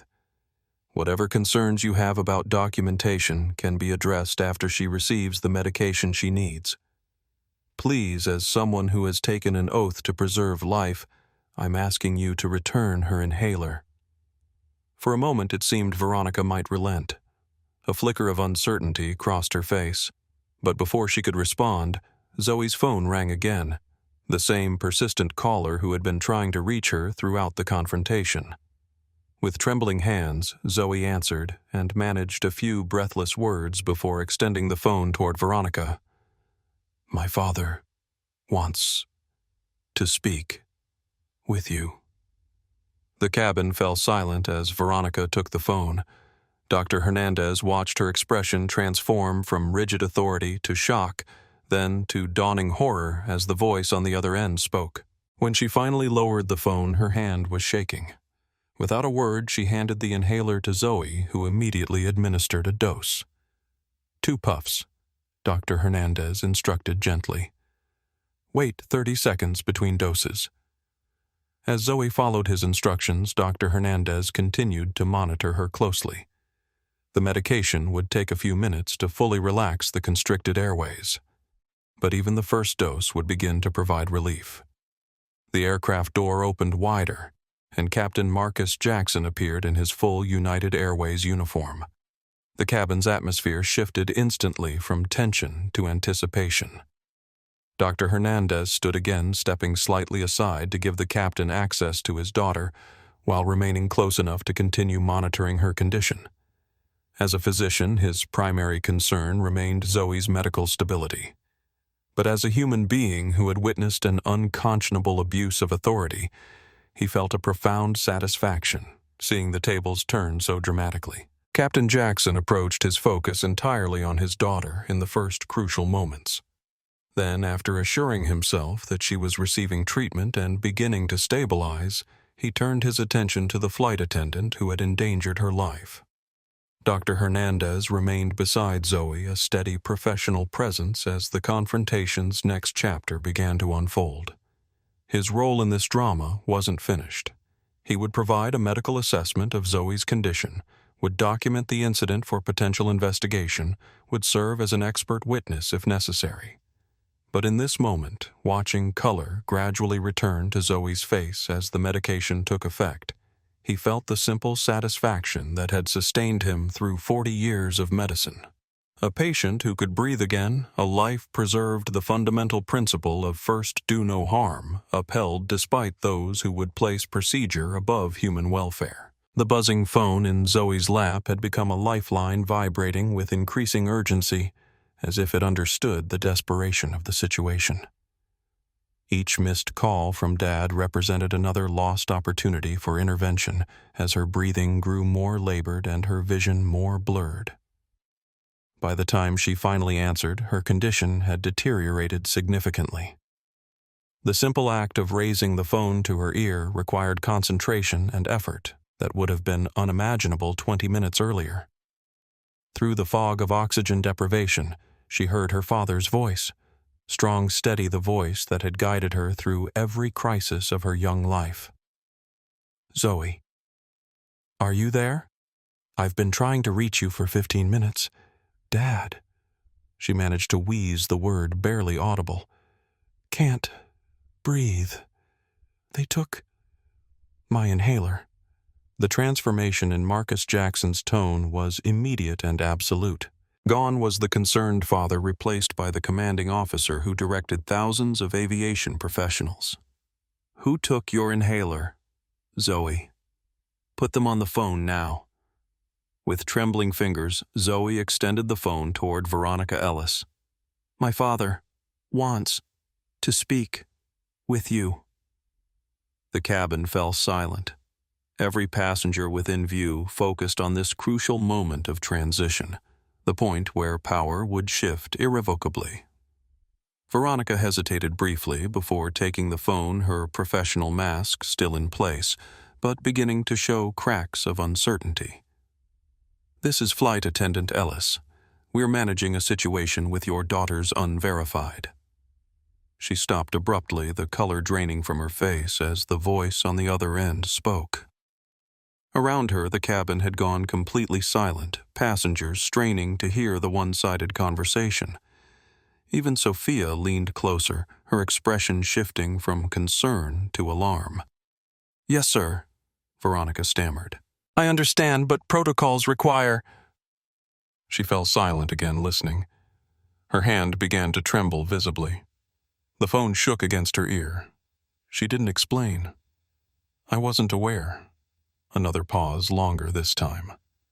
Isabella Rodriguez's camera zoomed in, capturing the moment Veronica's professional facade crumbled completely.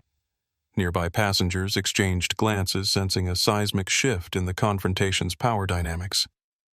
"You're where?" The final question seemed to hang in the air. Confusion rippled through the cabin. Passengers looked at each other with questioning expressions. How could Zoe's father be close enough to intervene directly if he was calling from elsewhere? Through her oxygen-starved haze, Zoe felt a surge of validation. She recognized the tone in her father's voice, the calm, measured authority that could reshape reality through sheer force of will. It was the voice he used when addressing subordinates who had made serious errors, when testifying before aviation safety boards, when delivering news that would brook no argument or appeal. What passengers couldn't hear was the exact content of that conversation, words that would later be confirmed through Captain Jackson's formal incident report. "This is Captain Marcus Jackson, United Airways employee number 5823, Director of Flight Operations for the Eastern Division. You are currently withholding life-saving medication from my 17-year-old daughter who has documented severe asthma. This constitutes a direct violation of United's medical accommodation policy, FAA regulations regarding passenger welfare, and potentially criminal negligence. I am currently at JFK Terminal 8 walking toward your gate, and I will be boarding that aircraft in approximately 3 minutes. If my daughter does not have her medication in her hand by the time I reach your position, I will personally ensure that you never work in commercial aviation again. Is that perfectly clear?" Veronica lowered the phone slowly, her face ashen. Without a word, she handed the inhaler back to Zoe, who immediately brought it to her lips and triggered a life-saving dose of medicine. The relief wasn't instant, but the medication began to open her airways, easing the crushing pressure in her chest. "What did he say?" Sophia asked, her voice barely above a whisper. Veronica didn't answer. She stared straight ahead, frozen in place like a statue, as the enormity of her mistake began to dawn on her. In the silence that followed, Zoe's phone slipped from Veronica's fingers back into the teenager's lap, the call still connected. The TSA officers, who had been assessing the situation with increasing concern, exchanged glances. Something significant had just happened, though they weren't yet privy to the details. Zoe took a second dose of her medication following the 30-second spacing she'd been taught.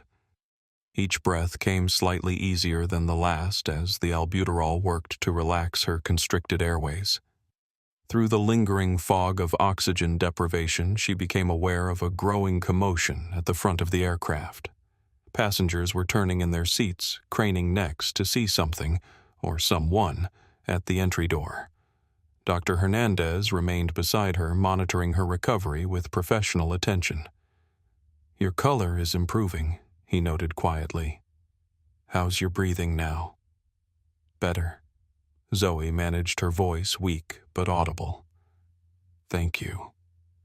The aircraft door opened wider, and a commanding figure appeared in the entryway.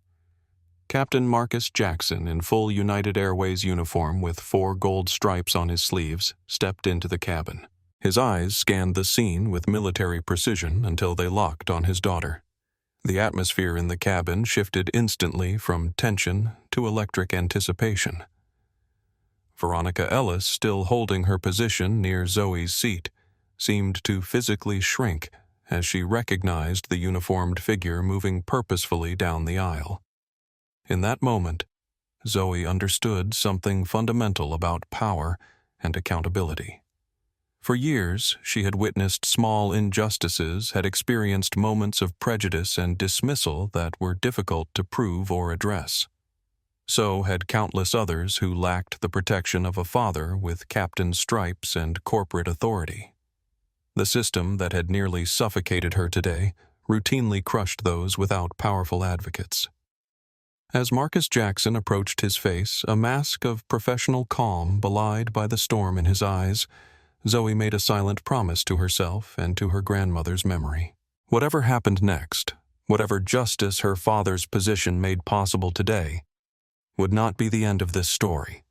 It would be the beginning of something larger, something that might help those who didn't have a captain for a father or a viral video to demand accountability. Captain Jackson reached her row, kneeling beside her seat with the fluid motion of someone accustomed to moving efficiently in aircraft cabins. "Zoe," he said quietly. His public voice temporarily set aside as he checked her condition. "How bad, 8?" she whispered, using their familiar scale. "Down to maybe a 6 now." He nodded, relief visible only in the slight relaxation around his eyes. Then, as he stood and turned toward Veronica Ellis, Zoe saw her father transform before her eyes, from concerned parent to the embodiment of institutional authority. His posture straightened, his expression settled into impassive professional judgment, and his voice, when he spoke, carried throughout the hushed cabin. "Flight Attendant Ellis," he said, each word precisely measured. "I believe we need to have a conversation about United Airways policies on medical accommodations." The reckoning had arrived, and 308 passengers were about to witness what happened when institutional indifference collided with individual accountability in the confined space of an aircraft cabin at JFK International Airport. Flight Attendant Ellis Captain Marcus Jackson said, his voice carrying the weight of 25 years of command authority. "I believe we need to have a conversation about United Airways policies on medical accommodations." The cabin fell silent, every passenger frozen in place as they watched the confrontation unfold. Captain Jackson stood at his full height of 6'2", his dark uniform with 4 gold stripes on each sleeve impeccably pressed his posture military straight, despite the low ceiling of the aircraft cabin. At 46, with closely cropped salt and pepper hair and features that reflected both strength and intelligence, he projected an aura of absolute authority. Veronica Ellis seemed to physically shrink before him, her earlier confidence evaporating like morning mist under a harsh sun. "Captain," she began, her voice barely audible, "I was following protocol for unverified medications. Let me be absolutely clear about who I am and what has happened here today." Captain Jackson interrupted, his tone professional, but with an undertone of controlled fury that sent chills through the cabin. "I am Captain Marcus Jackson, United Airways employee number 5823, Director of Flight Operations for the Eastern Division, and more relevantly at this moment, the father of the young woman whose life you endangered through your assumptions and prejudice." The formal introduction landed like physical blows. Nearby passengers exhaled audibly, some nodding in grim satisfaction. Isabella Rodriguez's live stream captured the moment perfectly, her camera steady as she documented what was quickly becoming a textbook example of accountability in action. "Sir, there was no way to verify," Veronica attempted again. "There were multiple ways to verify," Captain Jackson corrected her, his voice never rising but somehow filling the entire aircraft. "My daughter presented her boarding pass for her assigned first-class seat, which you redirected her from without explanation. She showed you her medical ID bracelet, which you dismissed as fake jewelry. A licensed physician identified himself and confirmed her medical condition, which you ignored. At every decision point, Flight Attendant Ellis, you chose the interpretation that allowed you to exercise power rather than extend basic human dignity." He paused, his eyes sweeping the cabin, acknowledging the many passengers who were recording the interaction. "And you did this in front of hundreds of witnesses, many of whom recognized the danger before you did." Thomas Walsh, the flight attendant who had supported Veronica's actions, attempted to interject. "Captain, we were just trying to follow security protocols." "In today's environment, Flight Attendant Walsh." Captain Jackson cut him off without raising his voice. "I'm well aware of our security protocols. I helped write many of them. Nothing in those protocols authorizes denying a clearly identified medical device to a passenger in respiratory distress. Your support of this situation will be addressed separately." Walsh fell silent, his face reddening as he realized his career might also be in jeopardy. Sofia Martinez stepped forward cautiously. "Captain Jackson, I tried to intervene when I realized we'll address individual roles in this incident during the formal investigation."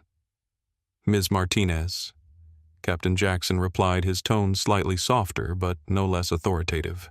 Right now, my primary concern is my daughter's medical condition." He turned to Dr. Hernandez, who had remained beside Zoe throughout the confrontation. "Doctor, thank you for your intervention. What's your assessment of her current condition?" Dr. Hernandez straightened, responding to the captain's professionalism with his own. "She's stabilizing with medication. Oxygen levels are improving, though still below optimal. I'd recommend continued monitoring and possibly supplemental oxygen if available. She'll need follow-up care when you reach your destination." Captain Jackson nodded. "Thank you, Doctor. Your expertise and courage today are deeply appreciated." He turned to one of the other flight attendants who had appeared in the aisle. "Please bring the emergency oxygen kit immediately."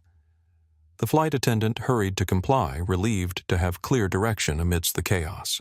Returning his attention to Veronica Ellis, Captain Jackson continued. "What happened here today represents a catastrophic failure of training judgment and basic human compassion. As Director of Flight Operations, I could detail the numerous United Airways policies you've violated. As a captain, I could enumerate the federal aviation regulations you've breached. But as a father who just watched his daughter struggle to breathe while you held her life-saving medication hostage, I'm struggling to find words adequate to address your conduct." Veronica's face had lost all color. "Sir, I didn't know she was your daughter." The statement hung in the air, revealing more than any carefully crafted explanation could have. Captain Jackson's expression hardened further. "That he said each word like carved granite is precisely the problem, Ms. Ellis. Her humanity should have been enough. Her medical need should have been enough. The professional assessment of a physician should have been enough. The fact that you would have treated her differently if you'd known she was connected to someone with authority reveals everything about your judgment and character." Passengers throughout the cabin nodded in agreement. Some applauded briefly before quieting themselves, sensing that the confrontation was still unfolding. Not everyone was convinced by Captain Jackson's intervention, however. The businessman who had defended airline protocols earlier spoke up again, though with considerably less confidence. "Captain, with all due respect, if we make exceptions to protocol, doesn't that compromise the whole system?" Captain Jackson turned to address him directly. "Sir, this isn't about exceptions. United Airways Policy 5.3.2 explicitly states that medical identification must be accepted as valid, and crew members must prioritize passenger safety in cases of doubt. Flight Attendant Ellis didn't follow protocol. She violated it repeatedly and dangerously." The businessman nodded, effectively, silenced by Captain Jackson's command of both policy details and moral authority. Captain Sophia interjected cautiously. "The flight is now 27 minutes delayed. Ground Operations is asking for an update on our status. Ground Operations will be informed that this aircraft is now under investigation for a serious safety incident." Captain Jackson replied without hesitation. "No passenger will be inconvenienced further by being forced to remain on board, but this aircraft will not be departing until a full initial assessment has been conducted." He turned to address the cabin at large, his voice shifting to the reassuring tones of a captain addressing passengers. "Ladies and gentlemen, I apologize for the continued delay. United Airways will be arranging immediate alternative transportation for everyone on board. Customer service representatives will meet you at the gate with compensation information and rebooking assistance. This will happen as quickly as possible, but this aircraft will not be departing today." The announcement caused murmurs throughout the cabin, but notably little protest. Most passengers seemed to understand the gravity of the situation and the necessity of the captain's decision. Captain Jackson's phone buzzed in his pocket. He checked it briefly. "The CEO is calling for a full briefing. Ms. Martinez, please ensure all passengers deplane in an orderly fashion once the jet bridge is reattached. Flight Attendant Ellis, you will remain on board with me for the preliminary incident documentation." Veronica nodded mutely. All pretense of authority completely evaporated. As the supplemental oxygen arrived for Zoe, Captain Jackson knelt beside his daughter once more, briefly setting aside his official role to check on her condition. "Better?" he asked quietly. "Much better now. Thank you for coming." Always, he replied, the single word carrying the weight of a lifetime of protection and care. Rising again. Captain Jackson addressed the TSA officers who had remained nearby, witnesses to the entire confrontation. Officers, I'll need your contact information for the official incident report. Your observations will be valuable to the investigation. As the officers provided their information, passengers began to gather their belongings, preparing for deplaning. The atmosphere had transformed from tension to a strange mix of relief and satisfaction. The rare opportunity to witness justice being served in real time, to see accountability imposed without equivocation or delay.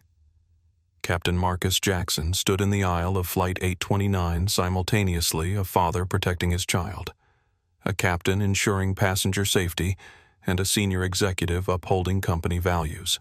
In all three roles, his message was unmistakable. Some lines once crossed demanded immediate and consequential response, and today that line had been crossed by someone who never imagined she would face judgment from a man with gold stripes on his sleeves and his daughter's well-being in his heart. As the passengers of United Flight 829 watched in rapt attention, Captain Marcus Jackson continued his methodical dismantling of Veronica Ellis's actions, moving from policy violations to the broader implications of what had occurred. What happened today represents a fundamental breakdown in the trust passengers place in our airline, he said, his voice carrying throughout the silent cabin. When someone boards a United aircraft, they entrust us not just with their transportation, but with their safety, their dignity, and in cases like this, their very lives. Veronica stood motionless, her company ID and wings already removed, tears streaming silently down her face. The transformation was striking, from the confident, authoritative figure who had confiscated Zoe's inhaler to this diminished presence, stripped of power and position in front of hundreds of witnesses. The financial implications alone are staggering. Captain Jackson continued shifting to the business impact of her actions. This incident will now require rebooking 308 passengers on alternative flights, compensating them for their inconvenience, removing this aircraft from service for a full investigation, and addressing what will undoubtedly become a significant public relations challenge. He consulted his tablet briefly. Conservative estimates put the direct cost of your decisions today at approximately $350,000. Not including potential legal liability, which could easily reach into the millions given the documented nature of the misconduct. The clinical assessment of costs landed with visible impact on both Veronica and the watching passengers. This wasn't just about one employee's poor judgment anymore. This was about institutional consequences that would affect an entire organization. But the true cost cannot be measured in dollars. Captain Jackson said, his voice dropping slightly but losing none of its authority. The true cost was nearly paid by my daughter, who experienced a life-threatening medical emergency while a United Airways employee withheld her prescribed medication. The true cost is measured in the trust broken with every passenger who witnessed this incident and will now question whether they too might be subjected to such treatment. The true cost is to the reputation of thousands of dedicated United employees who serve our passengers with respect and compassion every day. Dr. Hernandez, still monitoring Zoe's condition, nodded in agreement. As a physician, he understood the concept of cascading failures, how one initial misjudgment could trigger a series of increasingly serious consequences if not corrected early. I want to be absolutely clear about something, Captain Jackson continued, addressing not just Veronica, but the entire cabin. What we witnessed today was not simply a customer service failure. It was not merely a misunderstanding. It was a dangerous exercise of bias that could have resulted in loss of life. He paused, allowing the gravity of this assessment to register with everyone listening. When my daughter presented her medical ID bracelet, and you dismissed it as fake jewelry without examination, that was bias in action. When you looked at a young black woman in casual clothes and decided she couldn't possibly belong in first class, that was bias in action. When you chose to believe she was bringing drugs aboard rather than medication, despite all evidence to the contrary that was bias in action. The directness of his addressing racial bias caused a ripple of reactions throughout the cabin. Nods of recognition from some passengers, uncomfortable shifting from others, and murmurs of agreement from many. By naming the underlying issue explicitly rather than couching it in corporate euphemisms, Captain Jackson had elevated the conversation beyond a single incident to the structural problems it represented. Not everyone was comfortable with this framing, however. A middle-aged woman in business attire spoke up from a few rows ahead. Captain, with respect, how do you know this was about race? Maybe it was just poor judgment. Not everything is about color. Captain Jackson turned to address her with the same measured calm he had maintained throughout. Ma'am, I understand your question. In isolation, we might consider alternative explanations. But this incident follows a pattern we've seen repeatedly. Highly qualified black passengers being questioned about their presence in first-class medical concerns, of black patients being dismissed at higher rates, and the automatic assumption of wrongdoing rather than giving the benefit of the doubt. When these patterns repeat across thousands of incidents, we must recognize the underlying factor. His response, delivered without defensiveness or accusation, seemed to register with the woman who nodded slowly. United Airways has a zero-tolerance policy for discrimination in any form, he stated firmly. Not because it's politically correct, not because it's mandated by regulations, but because bias is fundamentally incompatible with safety.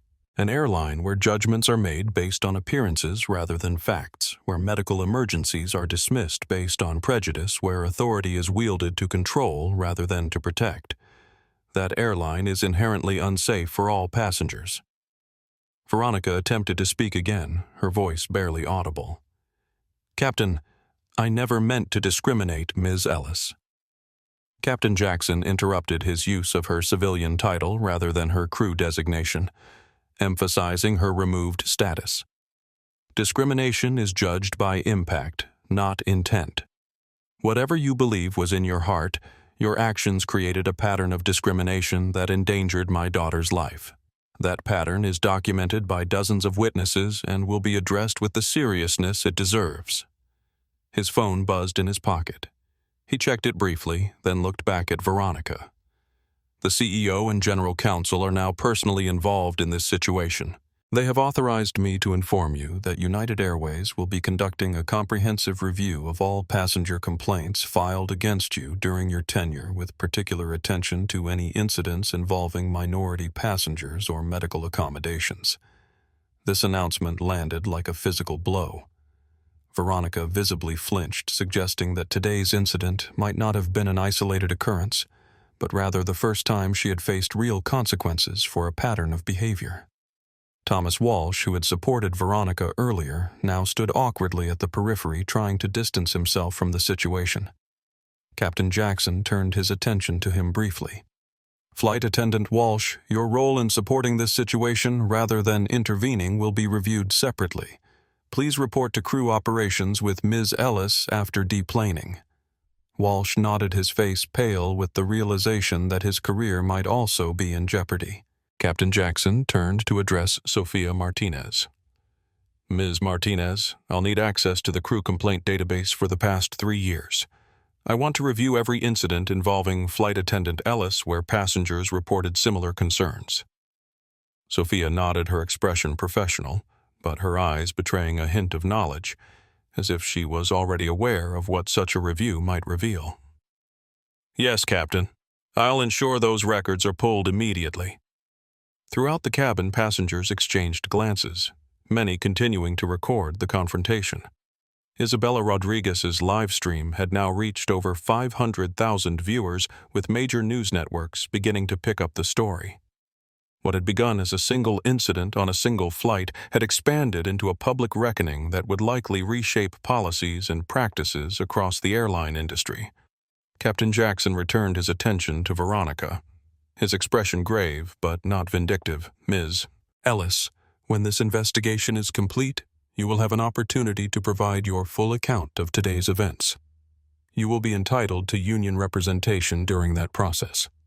But I want to be completely transparent about the fact that based on what I have already witnessed and confirmed, termination is the expected outcome. The formal procedural language somehow made the consequence more real, more inevitable.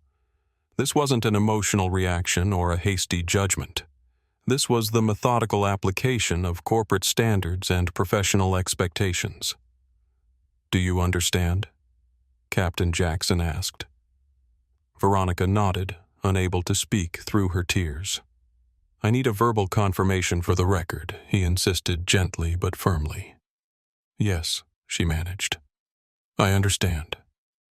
Captain Jackson nodded once, then turned to the TSA officers who had remained nearby. "Officers, I'll need your badge numbers and contact information for the official incident report.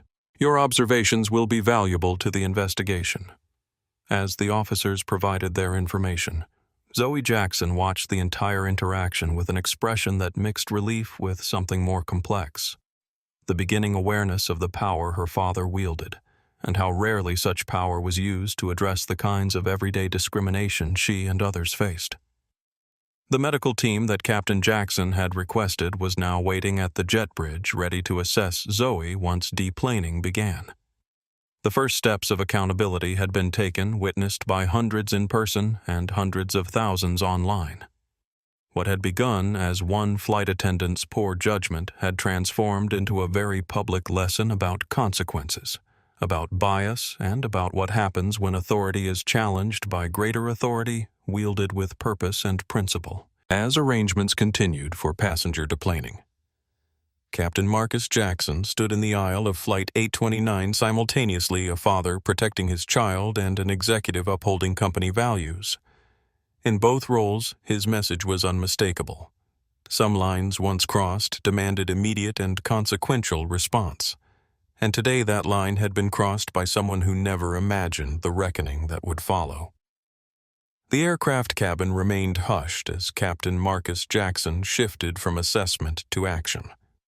The initial shock of his arrival had given way to a collective understanding that they were witnessing something historic, not just a personnel matter, but a moment when institutional power was being used to address an injustice in real time without delay or deflection. "Miss Ellis," Captain Jackson said, his tone shifting slightly as he moved from explanation to decision. "Based on the severity of what has occurred here today, you now face a choice regarding how your separation from United Airways will proceed." The word separation hung in the air, the corporate euphemism making it clear that her continued employment was not among the options. This wasn't a disciplinary meeting with multiple possible outcomes. This was the administrative implementation of a decision already made. "You have two options." Captain Jackson continued, his voice measured but firm. "Option 1, immediate resignation. You submit your formal resignation effective today, citing personal reasons. You will receive standard separation benefits, including 2 weeks' pay in lieu of notice and applicable unused vacation time. Your employment record will reflect resignation rather than termination, which may preserve some future employment opportunities outside United Airways."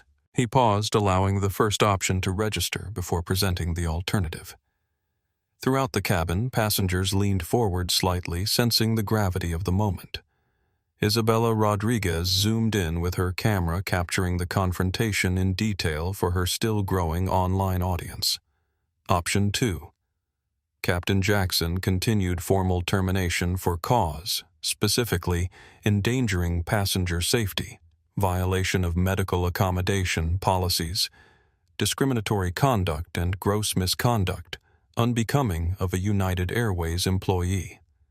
This option would result in immediate termination without separation benefits, permanent notation in your employment file regarding the circumstances of your dismissal, and potential industry-wide notification through the airline safety reporting system. The stark contrast between the options caused visible distress in Veronica's already tear-streaked face. Captain Jackson wasn't offering mercy or forgiveness. He was offering a choice between consequences, a final opportunity for her to exercise agency in a situation largely beyond her control. "You have 60 seconds to decide," he said, checking his watch with military precision. "This is not negotiable, and these are the only options available to you." The ultimatum delivered. Captain Jackson stood silent, his presence commanding the space without additional words. Throughout the cabin, passengers held their breath, many recording what had become the climactic moment of a confrontation that would soon be viewed millions of times across social media platforms and news broadcasts. From the back of the cabin, a voice called out, "She doesn't deserve a choice. She should be fired outright." Captain Jackson turned slightly toward the source of the comment. "Justice without process becomes vengeance," he replied evenly. "United Airways maintains standards of fairness even in cases of clear misconduct." The passenger fell silent, chastened by the captain's measured response. Veronica's breathing grew rapid and shallow, an ironic echo of the symptoms she had dismissed in Zoe earlier. "Captain Jackson," she said, her voice barely audible. "I never intended to harm anyone. I was just trying to follow what I thought was—" 45 seconds. Captain Jackson interrupted, his voice gentle but unyielding. "The time for explanations will come during the formal investigation. Right now, I need your decision." Sofia Martinez stood nearby, her expression professionally neutral, but her posture conveying clear support for Captain Jackson's approach. The TSA officers had stepped back, recognizing that this had moved beyond any security concern into internal airline matters. Dr. Hernandez continued monitoring Zoe, but his attention was partially focused on the confrontation unfolding in the aisle. As a physician who had testified in numerous medical negligence cases, he recognized the careful construction of Captain Jackson's ultimatum, offering a path that acknowledged the severity of the misconduct while providing a marginally less devastating option for the employee. 30 seconds, Captain Jackson announced, his tone unchanged. Passengers throughout the cabin exchanged glances, some uncomfortable with the public nature of the reckoning, others nodding in approval at seeing such direct accountability. A few whispered comments floated through the rows. "This is how it should be handled. No hiding behind corporate process.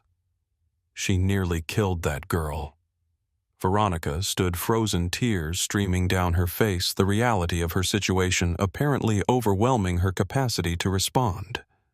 The transformation from authority figure to terminated employee had happened with breathtaking speed, leaving her visibly struggling to process the implications.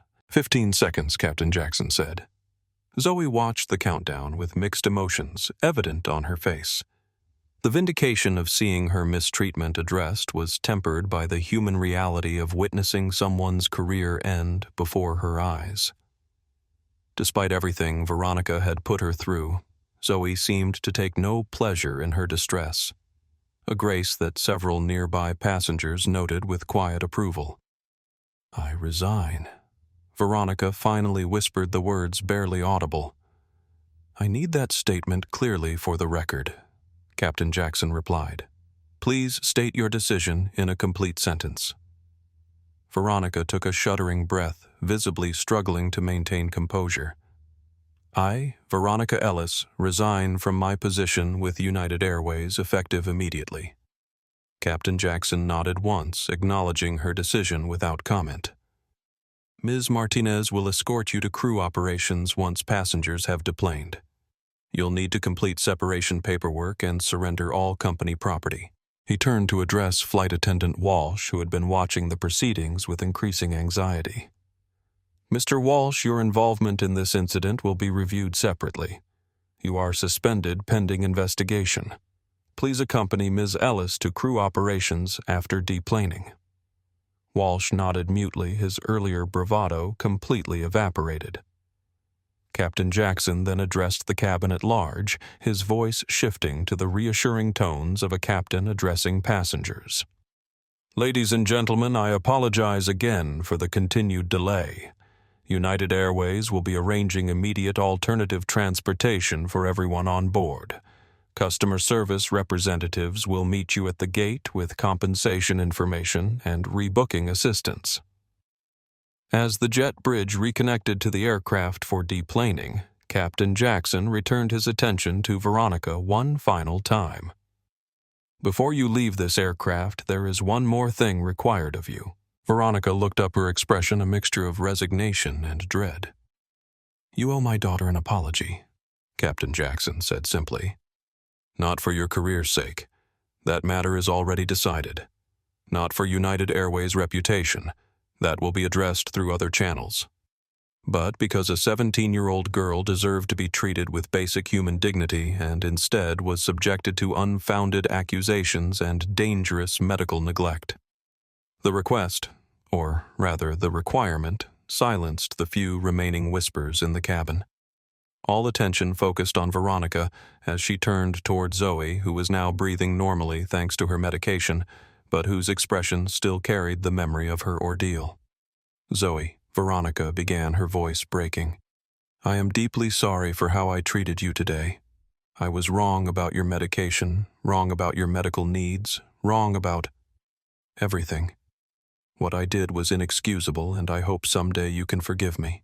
The apology hung in the air, its sincerity impossible to determine amidst the emotional breakdown of its delivery.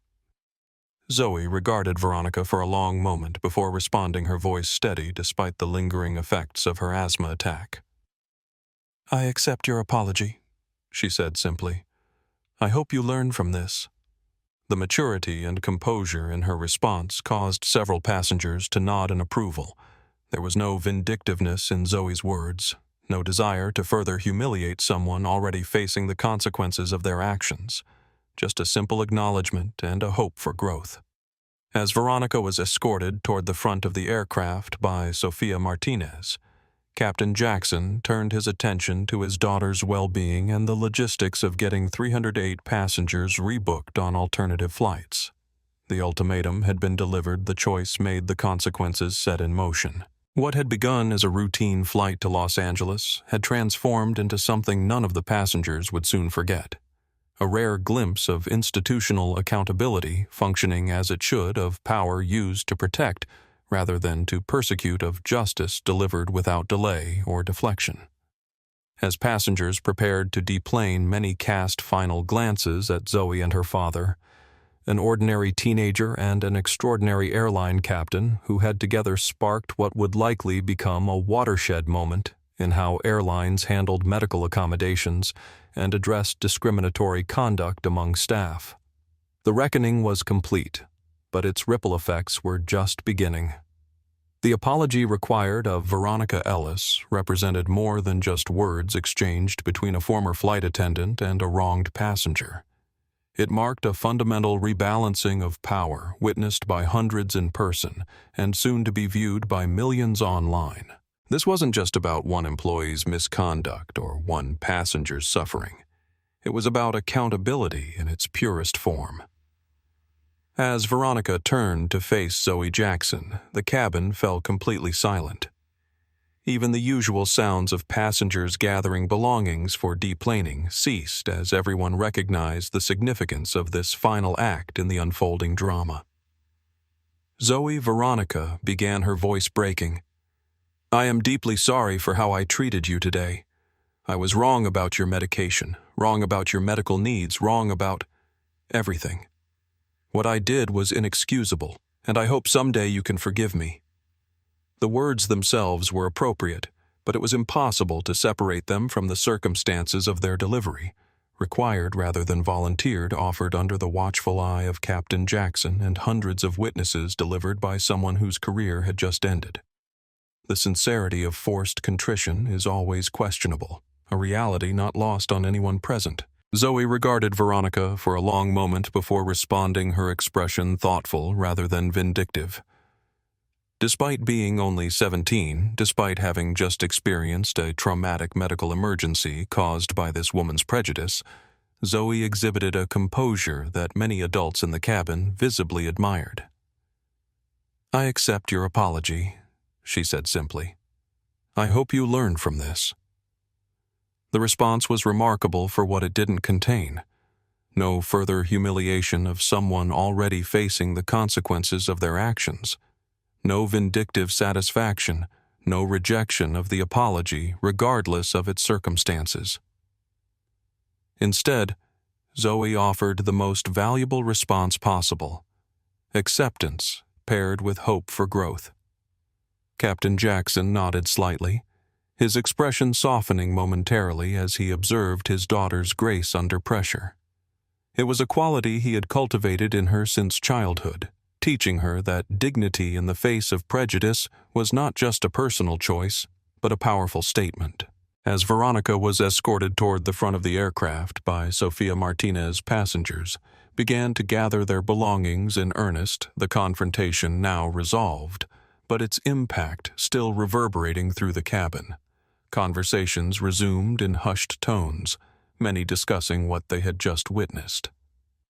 "That girl has more class than most adults I know," one passenger remarked to her seatmate. "Forced apologies don't mean much," another replied skeptically.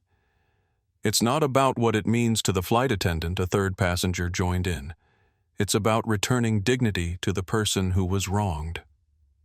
Dr. Hernandez, who had remained beside Zoe throughout the ordeal, spoke quietly to her as the deplaning process began. "You handled that with remarkable maturity." "How are you feeling now?" "Physically better," Zoe replied, her voice stronger, though still carrying traces of fatigue from her ordeal. "Emotionally, I'm not sure yet. It all happened so fast." The medical team Captain Jackson had summoned was waiting at the jet bridge, as arrangements were made for Zoe to be evaluated. Before continuing her journey, Isabella Rodriguez approached cautiously, her live stream still active, but her camera now lowered respectfully. "Zoe," she said gently, "I'm Isabella Rodriguez, independent journalist. What you experienced today has already reached hundreds of thousands of viewers. Many are asking how they can support you or learn from this incident. Would you be willing to share any thoughts?" Captain Jackson moved protectively toward his daughter, but Zoe placed a hand on his arm, indicating she wanted to respond. "What happened to me today happens to people all the time," she said, her voice quiet but clear. "The difference is that most don't have a father with captain's stripes or hundreds of witnesses with cameras. If there's something people can learn from this, maybe it's to speak up when you see someone being mistreated, especially if, they don't look like they have power or connections." The wisdom in her response beyond her 17 years caused several nearby passengers to nod in agreement. Isabella lowered her camera completely, acknowledging the thoughtfulness of Zoe's statement with professional respect. "Thank you," she said simply. "I wish you a safe journey to Los Angeles." As passengers filed toward the exit, many paused briefly near Zoe's row, offering words of support or simply nods of acknowledgement. What had begun as a terrifying medical emergency had transformed into something approaching a communal experience, a shared witness to injustice addressed to accountability imposed to dignity restored. Near the front of the aircraft, Veronica Ellis waited for the passengers to deplane her company ID, and Wings already surrendered her uniform, now simply clothes rather than a symbol of authority. The tears had stopped, replaced by a vacant expression that suggested she was still processing the seismic shift in her circumstances. In less than an hour, she had gone from confidently exercising authority to facing unemployment, public disgrace, and potential industry-wide blacklisting. As the last passengers deplaned, Captain Jackson approached his daughter once more. "The medical team will check you over, and then we'll make arrangements to get you to Grandma's funeral. I've already spoken to Mom's sister, and she's meeting us at the airport." Zoe nodded, gathering her strength to stand. "Dad, what's going to happen now? With the airline, I mean." Captain Jackson considered the question carefully before responding. What happened today revealed problems that go beyond one flight attendant's poor judgment. There will be investigations, policy reviews, probably changes to training and procedures. But the most important change has already happened. Hundreds of people just witnessed accountability in action. They'll carry that with them, both the crew members and the passengers. As they moved toward the exit, Zoe leaning slightly on her father's arm. They passed Veronica Ellis, still waiting to be escorted to crew operations. For a brief moment, 3 lives that had collided so dramatically paused in proximity. The former flight attendant, whose career had ended the teenager whose medical emergency had triggered a viral moment, and the airline captain whose dual roles as father and executive had catalyzed accountability. No words were exchanged in that moment. None were needed. The apology had been given and accepted. Justice, imperfect but immediate, had been served. What remained was for each person to move forward. Veronica to face the consequences of her actions, Zoe to complete her journey to her grandmother's funeral, and Captain Jackson to ensure that what happened today led to lasting changes rather than temporary damage control. As they stepped onto the jet bridge, leaving United Airways Flight 829 behind, they entered a world where their story was already spreading across social media platforms, news outlets, and dinner table conversations. A case study in what happens when prejudice meets power, when assumptions meet authority, when wrong meets right in the confined space of an aircraft cabin on an otherwise ordinary Tuesday morning. The apology had ended the confrontation, but its ripple effects were just beginning. As Zoe Jackson sat in a quiet corner of the United Airways Club lounge, the oxygen monitor still attached to her finger showed steady improvement in her blood oxygen levels. The medical team Captain Jackson had summoned had confirmed what Dr. Hernandez had already assessed. She was recovering well from a severe asthma attack that could have had much more serious consequences without intervention. "Your numbers are looking good," the paramedic said, removing the monitor. "Keep using your inhaler as prescribed for the next 24 hours and follow up with your regular doctor when you return home. You were lucky today." Zoe nodded, though she knew luck had little to do with it. Without Dr. Hernandez's intervention and her father's timely arrival, the outcome could have been drastically different. She glanced across the lounge where Captain Marcus Jackson stood in intense conversation with 3 executives who had arrived from United's corporate offices within 30 minutes of the incident. Their expressions were grave, their body language conveying the seriousness with which they were treating the situation. The CEO just released an official statement, Isabella Rodriguez said, approaching Zoe's seat with permission from the medical staff. She showed Zoe her phone screen where United's corporate response was displayed. United Airways is aware of an incident on Flight 829 at JFK involving a medical accommodation issue that was handled inappropriately by a crew member. The crew member in question has been separated from the company effective immediately. We are conducting a thorough investigation and reviewing our training and policies on medical accommodations. We extend our sincere apologies to the affected passenger and all those inconvenienced by this incident. United has a zero-tolerance policy for discrimination of any kind, and we are taking immediate steps to ensure this type of incident never occurs again. Isabella's live stream had ended, but her reporting continued. "Your story has reached over 2 million viewers in the past hour," she explained. "Major networks are covering it, and United stock has already dropped 3 points in response." Zoe absorbed this information with a maturity beyond her 17 years. "I never wanted to be at the center of a viral moment," she said quietly. "I just wanted to breathe." Isabella nodded sympathetically. "Sometimes the most powerful stories aren't the ones we choose, but the ones that choose us. You've handled this with remarkable grace." "What happens to the woman?" Veronica Zoe asked. "Dad mentioned termination, but what does that really mean for her?" Isabella considered her response carefully. "It means she'll likely never work in commercial aviation again. With the video evidence and your father's position, this incident will follow her professionally. It's a career-ending moment." Zoe fell silent, processing this. Despite everything Veronica had put her through, she felt no satisfaction in another person's downfall. That seems harsh. "But I guess when someone's actions could have killed someone—" "Exactly," Isabella replied. "This isn't about punishment, it's about safety. Someone who makes those kinds of judgments shouldn't be responsible for passenger welfare." Across the lounge, the deplaned passengers from Flight 829 were being processed by a team of customer service representatives mobilized specifically for this crisis. The airline's response had been swift and comprehensive. Private car services arranged for first-class passengers, priority rebooking on competitor airlines, when necessary meal vouchers and hotel accommodations for those facing significant delays. We're offering full refunds, plus $1,000 travel vouchers to all passengers, one representative explained to a family being rebooked. United understands the seriousness of what occurred today, and we're committed to making it right. Not all passengers were satisfied with this response. The businessman who had defended airline protocols on the flight was now loudly complaining to a customer service manager. "This is completely unreasonable," he insisted. "An entire flight canceled because one employee made a mistake. I have important meetings in Los Angeles that can't be rescheduled." "Sir, I understand your frustration," the manager replied calmly.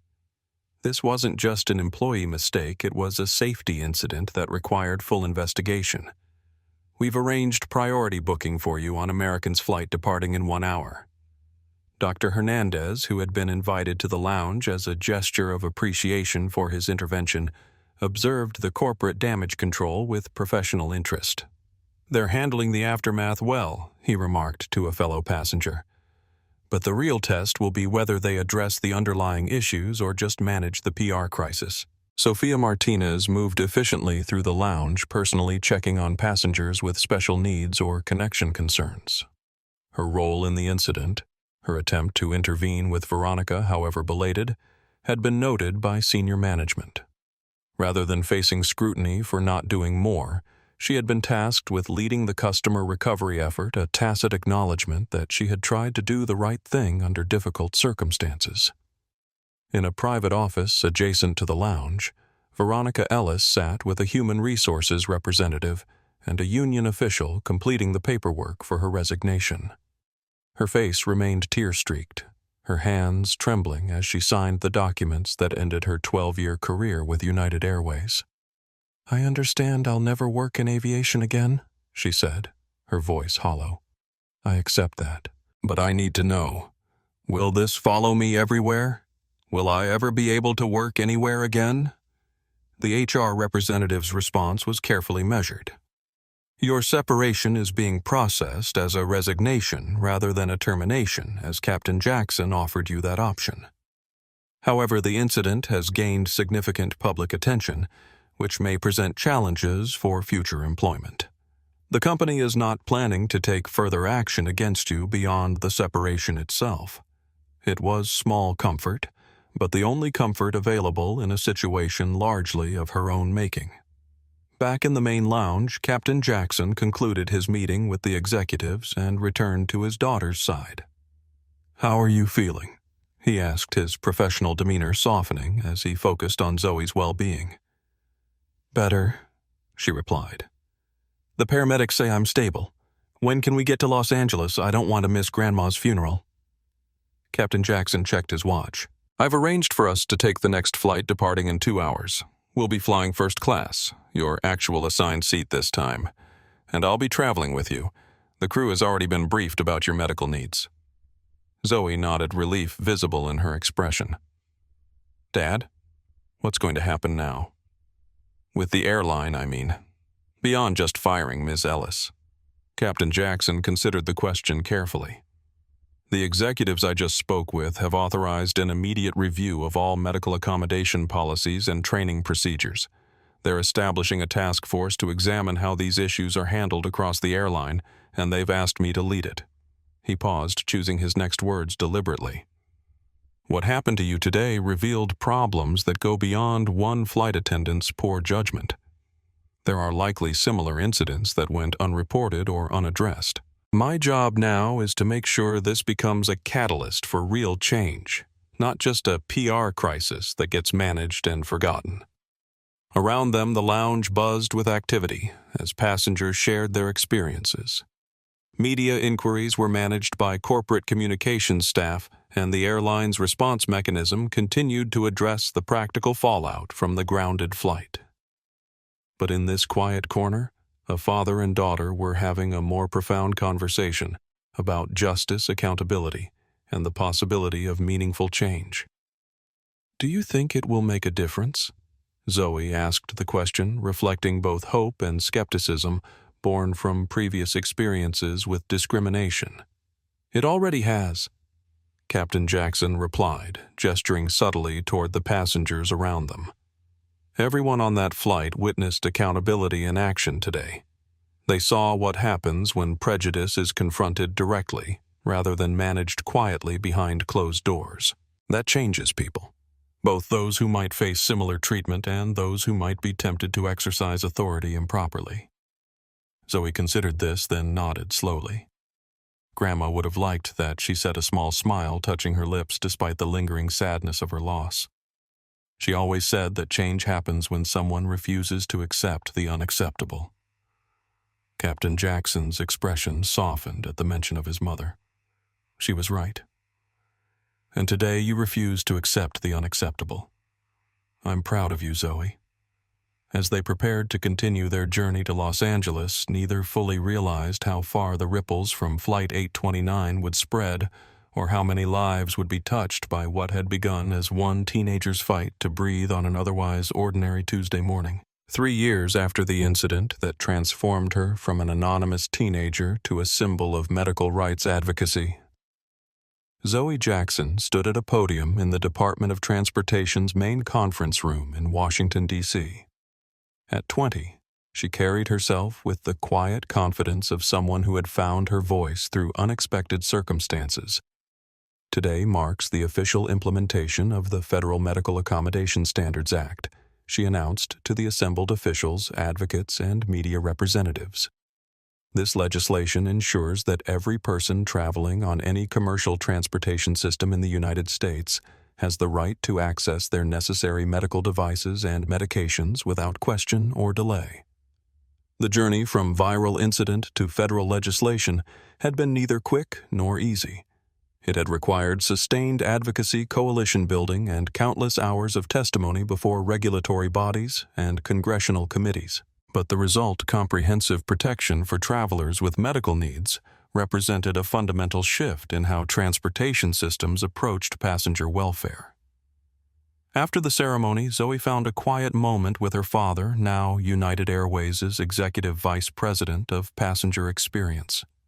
Their relationship had evolved in the years since the incident, strengthened by their shared commitment to transforming a personal crisis into institutional change.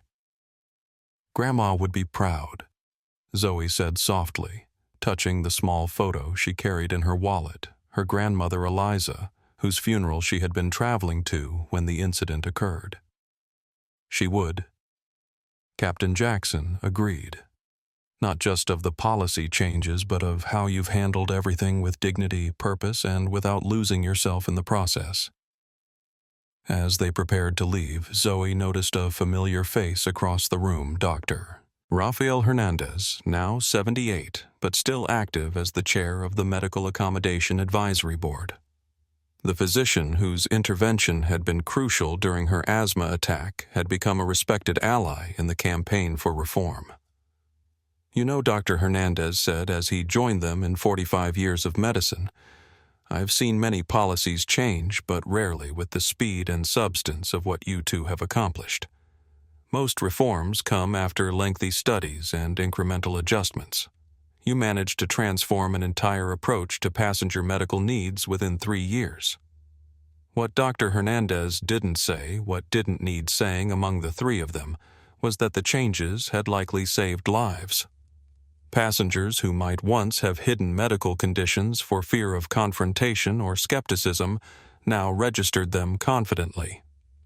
Crew members who might once have questioned the legitimacy of medical needs now followed clear protocols for verification and accommodation.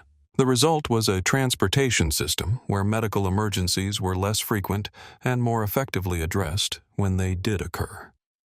The legislative victory represented the culmination of efforts that had begun in the confined space of an aircraft cabin 3 years earlier, but Zoe knew that her work wasn't finished. As a biomedical engineering student specializing in accessible medical devices, She was developing technologies that would further reduce barriers for individuals with chronic conditions. "What's next?" a reporter asked as Zoe prepared to leave the ceremony. "After achieving federal legislation, where do you focus your advocacy efforts?" Zoe considered the question carefully before responding. "The legislation creates a framework, but the real work happens in implementation, in training transportation staff, educating passengers about their rights, and ensuring that these protections extend to everyone, not just those with the resources or knowledge to advocate for themselves." She paused, then added a reflection that captured the essence of what she had learned through her unexpected journey from passenger to advocate. "What happened to me was exceptional, only because it was documented and addressed. For every incident that goes viral, hundreds more occur without witnesses or accountability. Real change means building systems where justice doesn't depend on having a father with captain's stripes or a viral video to prove your experience." As Zoe and her father left the Department of Transportation, they passed a group of young transportation management trainees being instructed on the new federal standards. The instructor was using Zoe's experience as a case study in how not to approach passenger medical needs and how proper accommodation could prevent potentially fatal outcomes. It was a small moment, but it represented the lasting impact of what had begun as 18 minutes of discrimination and danger on United Airways Flight 829. The incident had been transformed from a personal trauma into an institutional lesson, from a viral moment into lasting reform, from one teenager's fight to breathe into protection for millions of passengers who would never know her name, but would benefit from the changes her experience had catalyzed. Zoe Jackson had boarded that flight as a grieving granddaughter traveling to a funeral. She had emerged as an advocate whose experience would reshape how transportation systems approached passenger medical needs for generations to come. In the process, she had discovered something her grandmother had always tried to teach her, that sometimes the most powerful response to injustice is not simply to overcome it personally, but to ensure that others never have to face it at all. And that perhaps was the most meaningful resolution to a story that began with a simple plea: "Please, I can't breathe without it."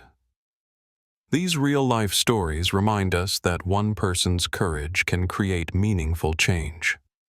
Zoe's touching story proves that advocacy matters, that young voices can transform industries, and that dignity in the face of discrimination is a powerful force. Have you witnessed or experienced discrimination that needed to be documented? Share your experiences in the comments below. Stories like Zoe's show us that individual actions can lead to lasting change. Hit subscribe to see more stories of people fighting injustice with intelligence and courage, and share this video to spread awareness about the power of accountability in creating social change.